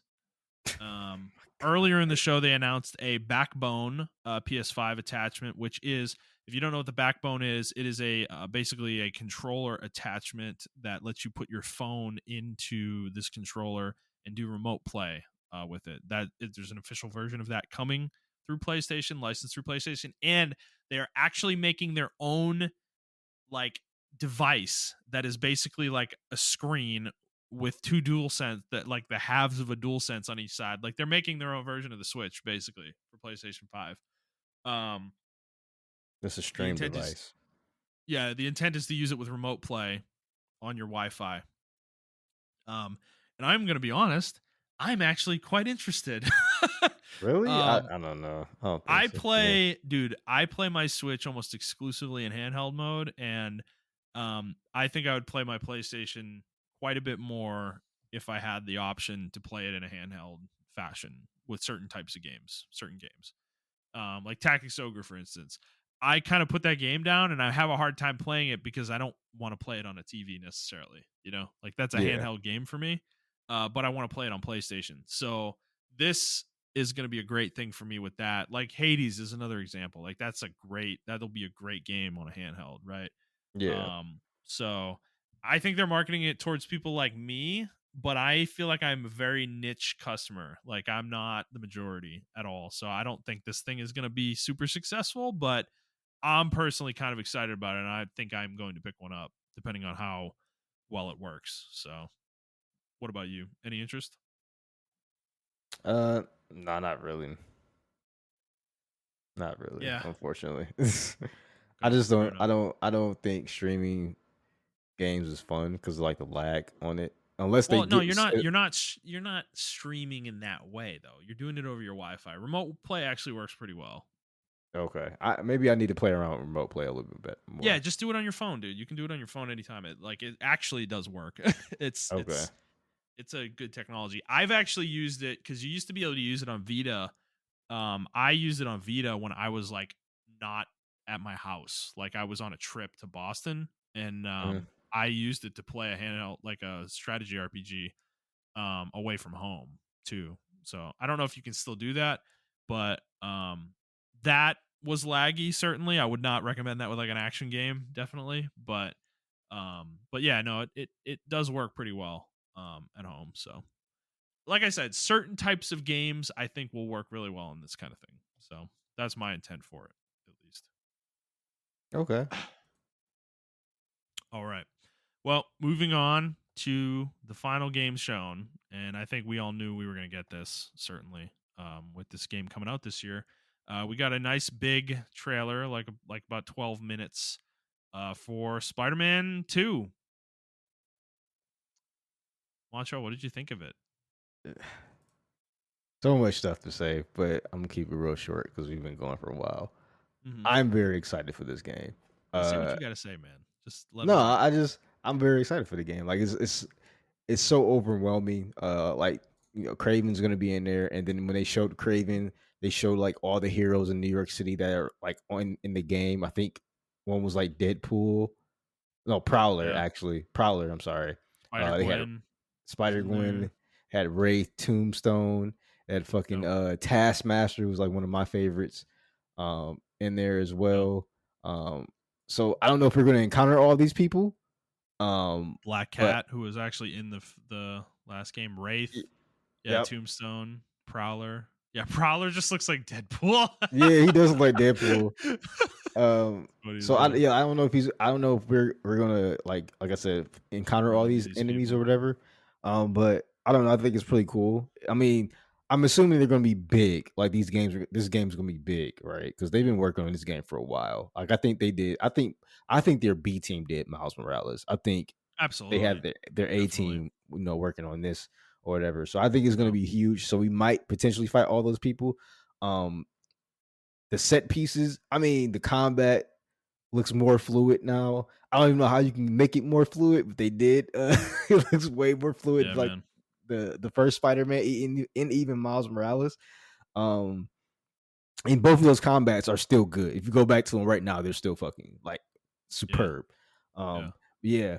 I liked the Venom taking over Peter, Yeah. and his whole Yeah. mentality is changing and everything. That's You can gonna be a see it fun now. dynamic. Yeah. Uh yeah, how he was just talking shit to Miles, or he wasn't talking shit, but he was just like really crude He's to just like Miles. harder, like Yeah. he's like, I've got teeth too, or whatever. And he's like really kind of almost bloodthirsty. The way he Yeah. like saves that guy from the fucking thing and just He throws tosses him on the him. ground, like almost it's like a fucking hassle to him. Uh, Interesting. yeah, I don't know. Yeah, even the set pieces look really good. Like we know that's the Yep. thing in like PlayStation games, but like man, they always do it right in Spider-Man. Insomniac, they only had one miss, and that was a Fuse game. Every other game, man, they That have shouldn't have been a not miss. missed. That shouldn't have That been a shouldn't have miss, been a bro. miss. Yeah, that was Uh, EA's fault. yep. Every other game, man, like they just don't miss, man. Like Yeah. that's one game company. Like I think we had like a Western Eastern equivalent to that. Yeah.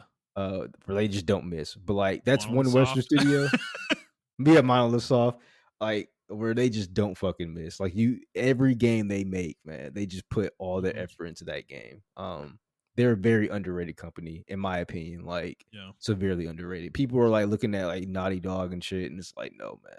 Like, Nah, man, it was criminal what they were purchased for by Sony in yeah. 2018 or 2019, whenever that Even yeah, was. because Like, even that game they made fucking Sunset Overdrive. Like that game's yeah, fucking fun. Like people yeah, want to play that game.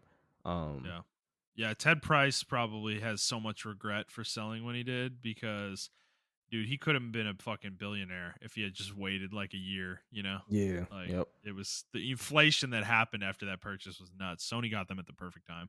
yep, But yeah. So no, I mean this game looks fucking excellent. The Venom combat for Peter looks fucking awesome. Miles' new moves look really cool. like a Certainly, and Kamehameha dude, type deal. yeah, the set pieces though, I'm gonna be honest, like the set pieces definitely look like they've been upgraded a bit. Yep. You can tell that that's an area of a focus for them. This reminds me a lot of like Uncharted at its best. Mhm. And that is the one thing that Naughty Dog still I think is like kings of are set piece moments Yeah. in games. And yeah, this is definitely in that sphere. It looks like that like helicopter chase, dude, is fucking insane. And then the like the point where like he's running away from Lizard Man Yeah. is like fucking really cool looking. So I don't know this game. I mean, dude, it's like we all know it's gonna be good, right? Like it just is gonna be good. And I love the fact that Miles is like a main character in this game too. Like he's basically gonna be Peter's equal throughout the game. And I love that. I love that you're gonna switch between the two of them, and you're probably gonna play both and progress as both, and it's going to be very interesting. So yeah, I would anticipate this game is going to be huge, like massive probably.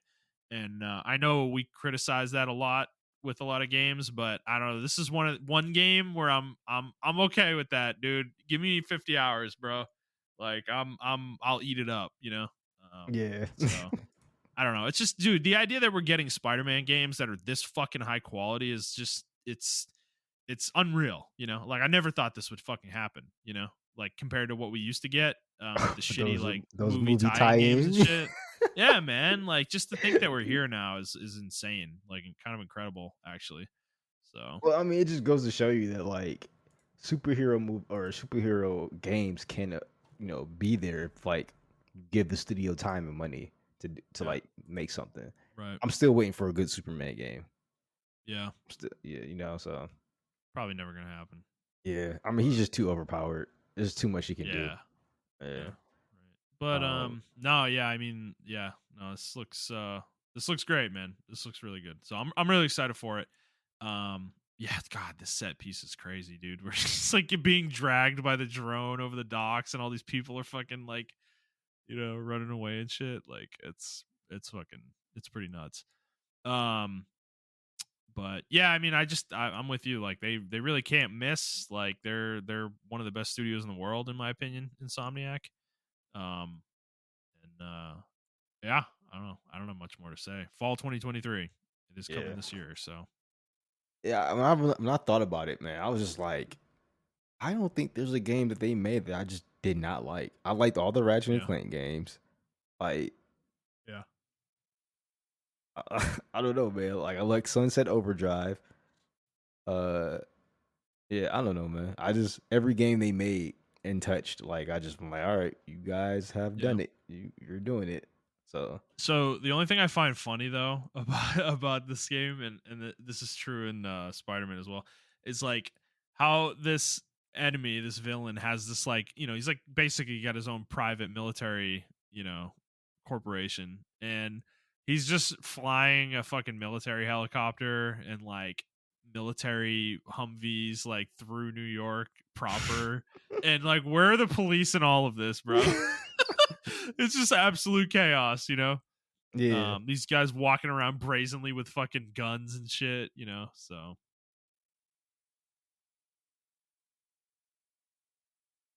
Yeah, I don't know. It just looks really cool, so can't wait. But yeah. All right. Fair enough. Well, so that was it. That was all that was shown at this showcase. And what were your, I guess, your overall takeaways? Was this disappointing? Was this a good show? At the moment, like reviewing it now, I think the show is really good. Actually, it's pretty decent. In the moment though, it was very lackluster. Um, Yeah. Yeah. So I have so the same thought. Yeah. I have a better opinion about it going through it piece by piece like this. There were definitely yeah, some good games shown, but the problem I think lies in the fact that we got 4 first party games shown, and 3 of those are live service games, and 1 is a game we knew was coming out this year. You know, as good as Spider-Man 2 looks, it's like we didn't get anything from any of the other single player studios. And man, I think we talked about this a few months ago that this is kind of the reality with Sony. I think now is we all need to buckle up and get used to this reality with them. Is that they're going to start showing us live service games more than single player games. yeah, and unfortunately, I think they relate to the party because people are burnt the fuck out of like live service games, and I can see a lot of these games getting closed within the first year or the second year of them being in lifespan. Unless they're Yeah, like really good. absolutely. Um, because yeah, we're just burnt out. I think a lot of people are burnt out of live service games. Now, I Yep. don't feel bad for Sony, but I feel bad for the studios because I'm pretty sure Sony is forcing them to make some of these games. So yeah, Yeah, I mean, I wouldn't say I don't know if I would say forcing, but they may be. I don't know. They may be heavily implying that adjusting. that's what they Yeah, want. yeah, And the studios are obliging. I mean, some of these studios, I think that's what they want to make. But yeah. I don't know. I'm with you, man. Like, how many of these games do we need to see fail and shut down before companies stop trying to make them all over the place? There's just not enough room for these games, man. Like, I think Sony's best case scenario is that one of these hits, and and by hit, I mean is like got like a few 100,000 concurrents. Once it's released, like that's probably their best case scenario. You know, and then the other ones all fail. Like that, is that worth it? Is that worth it? Like putting all that time, money, and effort into what 10 of these games or more, 10 or 15 of these games, so that you can get one that hits. Like I don't know. I I would rather. I think I'm not saying that they need to stick with single player forever. Like that probably is not long term the smartest approach to only do single player. But dude, like I don't know. I think this heavy investment into live services is going to backfire. So, and I think you can see it from the reaction to this showcase. It was not super well received. Yeah, a lot of magazines are saying this is probably their worst showcase so far. And I agree. Um I was a little bit more harsh on it in the beginning, like when I first watched it live, but like watching it again, if I had to give it a grade or whatever or a number score or whatever, I would say like a 6 out of 10, but before it was like a 4 out of 10. Yeah, yeah. Because it wasn't. No, I I, mean, I just sort of expected something, dude. Like, none of your studios are ready to show anything. You don't want to announce Ghost of Tsushima 2. You don't want to show anything for the Wolverine game. Like yeah. you don't even want to hint at. You didn't show us factions from Naughty Dog. You don't even want to hint at what they're working on next either. Beyond factions, like I just I find it a little concerning actually that they weren't ready to show anything with those games. Because what are we when are we getting another one of these? Like, are we going to get one in the fall? Because I actually kind of think we have to now. Because they didn't prepare us for anything in the next year beyond Spider-Man. Like Spider-Man 2. Mhm. We have no idea what games are coming out for PlayStation 5 beyond that. Well, yeah, And that's the problem, and I really wish, like, this is why I wish we were bigger, and just put pressure on the industry, and I wish like magazines or article writer or journalists rather, and like bigger platforms would just really touch on this. I think gamers, well, maybe I'm wrong. I'm tired of seeing like the CGI shit. Like, I don't yeah, want to see no more cinematics. CGI shit, bro. Like Yeah, at all. yeah, and that was That, half this showcase, dude. yeah. And I thought we learned All our lesson from that shit, but apparently we Yeah. didn't. You know? Yeah, and I mean all the live service games shown were cinematic CG trailers from Sony's Yeah. first party. They didn't. None of them showed any gameplay at all. So um, that's also not a great look to me, right? Yeah, exactly. So I don't know. Like yeah, the one showcase that they had that everyone loved, they showed a ton of gameplay for a ton of games. Um, and I think they kind of lost what that why that showcase was good. Yeah, Um, and I mean, which is also why like Nintendo's like directs when they do like really big directs, like that's why almost every direct hits because they just show gameplay after gameplay after gameplay after gameplay. Like we barely get any type of like CGI trailers from like Nintendo games. yeah. So yeah. Well, they kind of called the two. They said this is like the entry point into the second half of PlayStation 5's lifespan. And it's like, This is okay, it?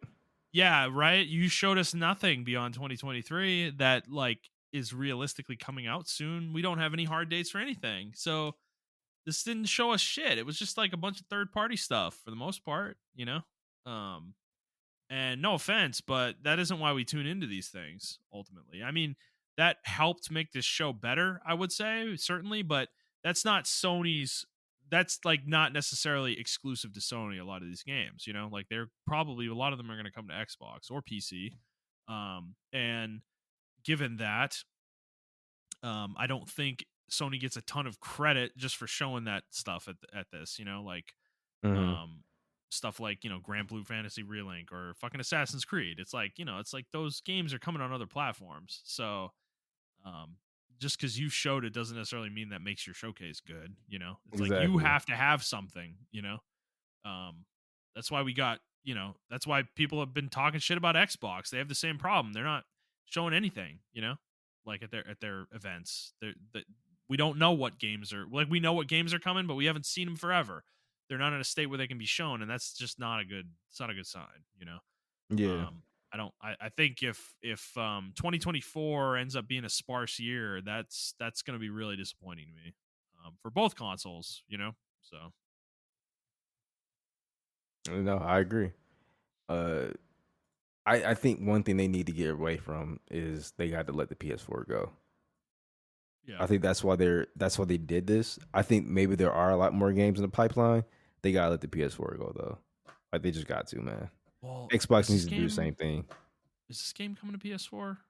I don't think Spider Man? I don't think Spider-Man's coming to PS4. I don't think they said in here. I'm looking right now, but yeah, it didn't show any logos for any of the consoles, so I don't know. I don't know. That's actually a concern. That is concerning, actually. Because yeah, I'm gonna be honest. If this game's coming to PS4, that is massively disappointing to me. Well, yeah, I just looked it up an article. It said it would not be coming to PS4, so that's Okay, good. good. Yeah, that's good. But That's like, how necessary at many this other point. these other games are coming to PS4? You know what I'm Yeah, saying? Like, right. I don't know.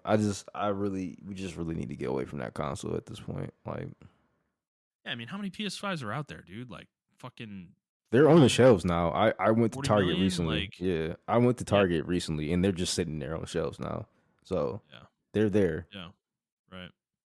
Yeah. So I don't know, but all right. Well, it was we got a showcase. I mean, it was nice to see something like this. We haven't had an event like this in a while, so Yeah, um it I was do appreciate nice. that. This is Yeah, around right. almost around E3 season, so Yeah. Right. I wasn't actually expecting anything like this at the time when this was announced, so it was kind of a nice surprise regardless of how it was. But yeah, um all right. Well, moving on. I think I'm going to just briefly mention this. We don't really need to discuss it very large like in detail, but Embracer Group had an earnings call this past week, and during it was kind of a bit of a meme fest almost cuz the CEO was said that they had a $2 billion partnership fall through at the last minute the night before the earnings call. So um not much to say here, but was a big blow to them. Their stock absolutely fucking tanked after this. Not surprising, but The only reason I was putting this on here though is obviously just to kind of inform people about it, but kind of wanted to speculate. Like, who do you think the deal was with? $2 billion? I don't know. That's a good question. I mean, they have a lot of people under your umbrella, but I don't know who. It was a video game investment, or Yeah, was it a? it was partnership to make a game or games. I think so. Um, I Maybe it don't was know. another Lord of the Rings thing. That's one of their biggest Amazon? IPs. Yeah, maybe Yeah, Amazon yeah. Maybe had Amazon some kind pulled of out. partnership. Yeah. Who knows? Oh, Yeah. well, I did hear something. Don't they own the rights to Couture? Right. Um, no, Okay. I thought I heard something about that. no, they don't. I don't think so. Yeah. So It's I owned don't by know. EA and BioWare. So Okay. Yeah, I don't know. yeah. But interesting Interesting. news nonetheless. If it ever comes out who that was, I'm sure we'll report on the show. So all right, moving on. Montrell, this probably makes you a little sad. I know you were interested in this game. Bandai Namco's MMORPG Blue Protocol has been delayed in the West. It is still coming out in Japan, I think, in the next month or two. June 14th, in fact, actually. So very soon. But we are not getting it until next year now. So I'm okay with that. yeah, I I guess they're wasn't like supposed to come super out. looking forward to it, but I'm okay with Yeah. that. Okay. Fair enough. Well, just so everybody knows, it is coming next year. So all right, moving on. That's all we had for news. We did have a question from Dat Dude this week. So here's this question. If the missus approached you about your video game hobby and expressed how they think you should stop it altogether, how would you handle the situation? And then he congratulated you on getting married, of course. So that's very nice. Thank you, bro. I appreciate it. Yeah. Now that I'm married, man, that's a good question. Yeah. I would So I'll, compromise. I would yeah. compromise. Like that. Yeah. It's a hobby. It's a hobby of mine that's been a part of my life since my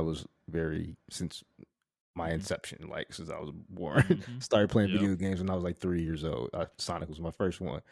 So Yeah. for you to, for me personally, this is just me, that dude. Like for me personally, if my girl was to say you have to stop this altogether, then she doesn't understand who I am, and maybe Yeah. I don't need to be with that person. Now, that being said, I'm married to someone who I told like I love video games, this is what I do. So she understood this is part of me. Mm. So that scenario, in my opinion, would never come up unless it's like very detrimental to our relationship. Like I'm fucking sweating and not taking showers. So I'm playing World of Warcraft all fucking day or something like that. Or, my Yeah. wallet situation is getting really bad because I'm playing like a gotcha game and I'm spending all our fucking money Mm-hmm. on gotcha shit.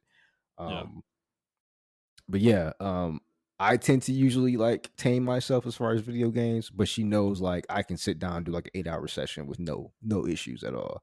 And she Mm. doesn't have any problem with that because she knows that's who I am.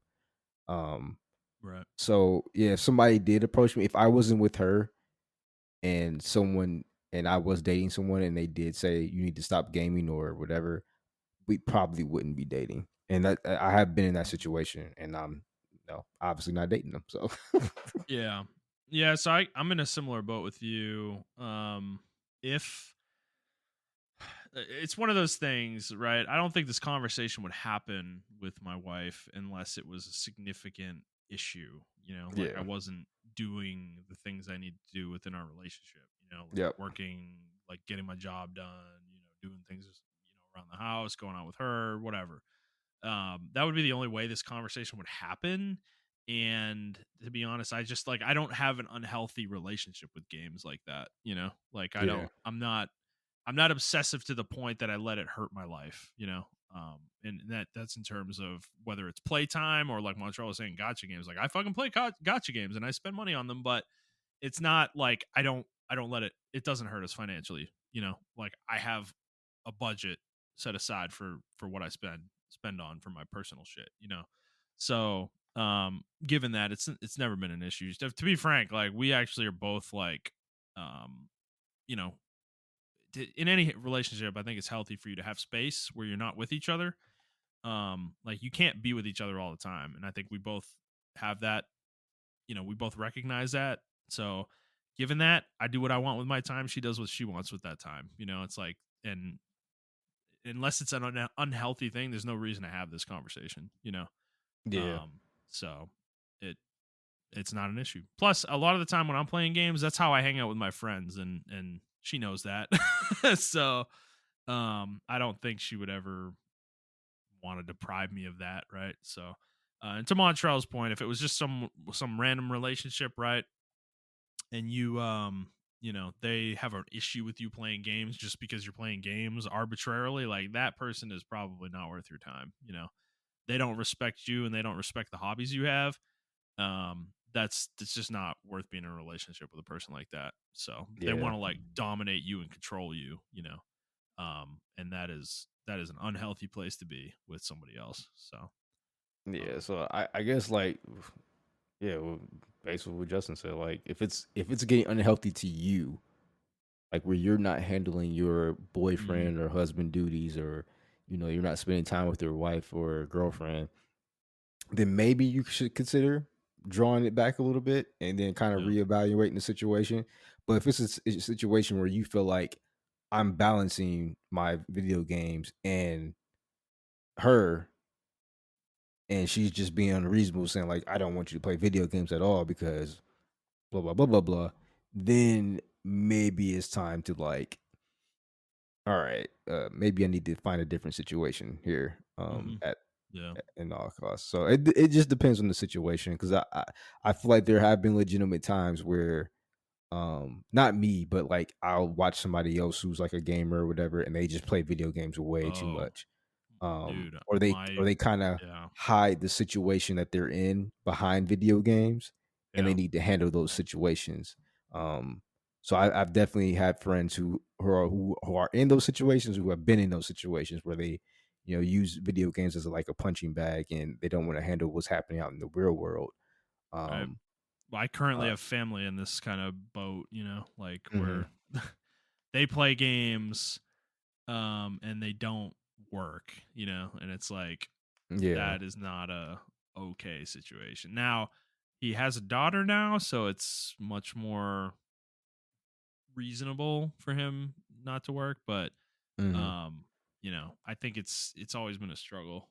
Um and like I get it, I want to play games all the time too. I'd love to never have to work and fucking just play games all day, but it's just not realistic, It's Yeah, like you exactly. have to fucking live your life, You need to be able to pay for shit, and that is a hard thing to come to grips with at certain points in your life, like when you're first becoming an adult, and you're responsible for yourself finally, like your parents aren't paying for your shit anymore. That can be a struggle. I understand that, but yeah, it's just like you can't let a hobby like be an escape like that to such a degree that you don't actually take care of yourself, Yeah. people around you.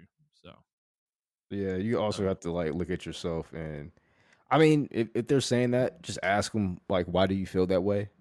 And right. then, if the reason is justifiable to you, um, even if it's not justifiable, just listen to them and like, hey, why do you feel like my video games is a problem?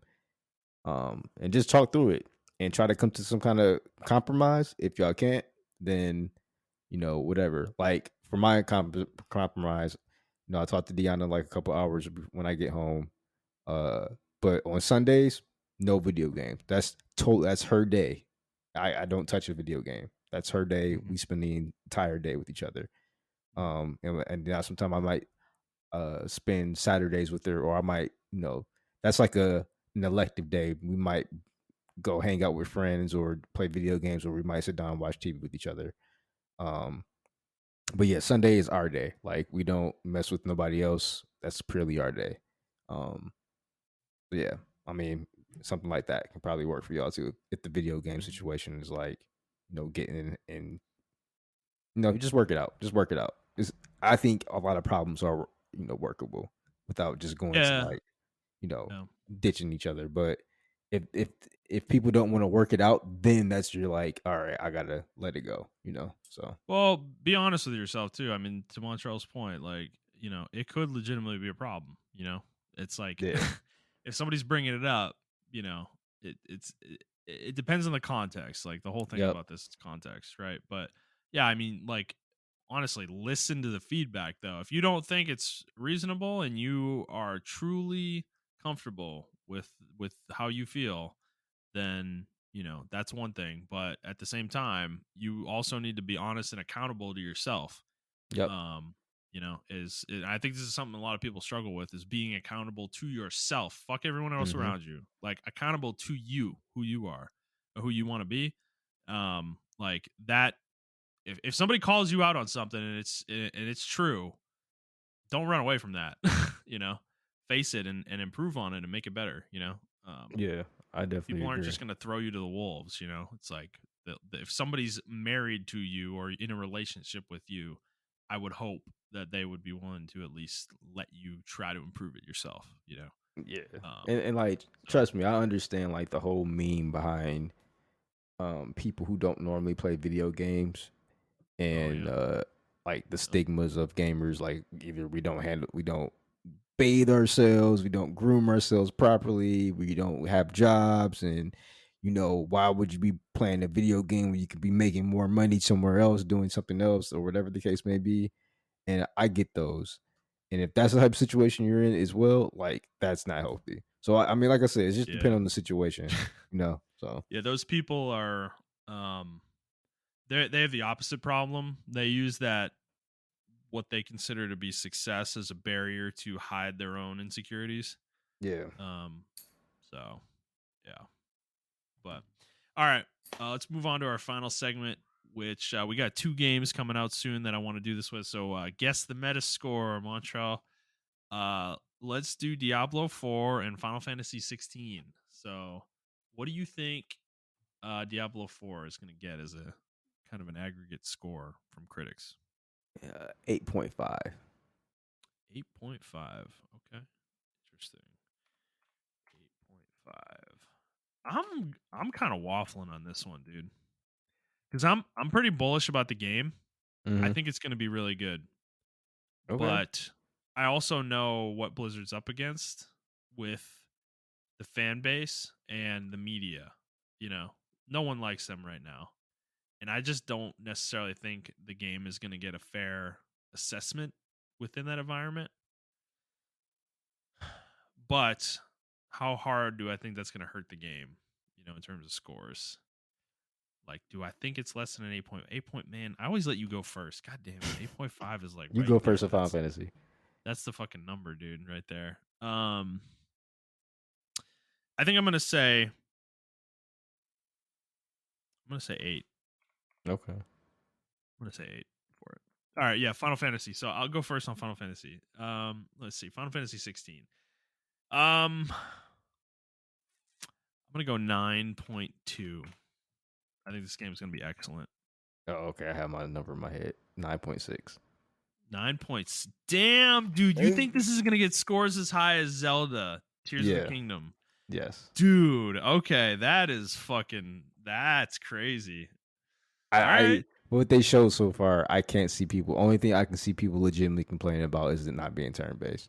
Everything else I've seen so far, I if the just story is bad, maybe a Yeah, but eight. you're okay. 9.6 is really high. That I mean, think about this. How many tens would this game have to get that score on Metacritic?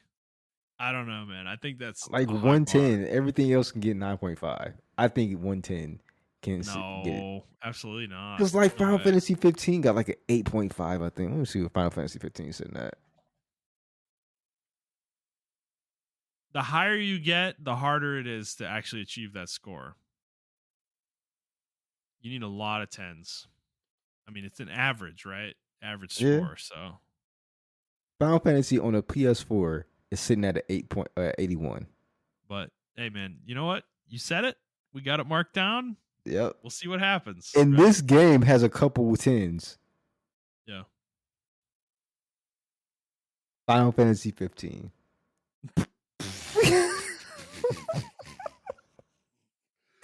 Oh no. So that tells you all I need to know right there. If this game Yikes, bro. doesn't get a 9.6, then everybody is fake gamers. Y'all all fake gamers. Fake news. All of y'all. Well, Zelda's down to 9.5, by the way. So Is it a 9.5? Oh shit. yeah, man. Yeah. Really? Yeah. Somebody must have scored this shit low. Probably. But I'm actually looking through the list here. This is hilarious. So that that Lord of the Rings Gollum game that we were laughing about and thought Yeah. was gonna be terrible. Apparently it is. It's got a Yep. 40. A fucking 40 on here, man. Oh no. It's a bummer. Sad. Yeah, what was that story we were reading about with them? I don't know if we talked about this on the podcast, but wasn't there? Well, they were like showing the game off, and people were asking if like Gollum has any more cool powers or abilities or anything, and like other than like throwing rocks and like hiding, and they were like, nope, that's Gollum, man. What other powers would he have? Like I appreciate that sticking to the lore, but I don't know if gamers are going to respond to that very well. Nope. They didn't. And Yeah, they obviously they didn't. Yep. Yeah. The highest review is a 70. Oh, fuck, dude. Oh my god. Push Square gave it a 20. They said, this is the quote in the Metacritic: "The Lord of the Rings Gollum is a broken mess of a game. There are barely any redeeming qualities to be found amidst what can only be described as a massive missed opportunity. There is some serious potential in a single player linear Lord of the Rings experience like this, but with outrageously dated level design, clunky controls, a severe lack of polish, muddy and unimpressive graphics, and a dull story, Gollum completely misses the mark. As massive fans of the books, films, and games, it's sad to see there is nothing precious about this experience." Oh my god, that is scathing. Jesus Christ. Oh man. All right. Well, I guess we'll leave you guys there. Montrell, is there anything else you want to talk about before we go today? No, that's it. All right, fair enough. Well, let's end the show there then. So, guys, if you like this episode, please like the show, review the show, and subscribe to the show on whatever feed you're listening to it on. And please share it with your friends. If you'd like to interact with us on Twitter, you can do so at iTrap for the Hokage for Montrell. That is the number 4, not the word. I'm at Thundernut01, and the show is at The Player's Take.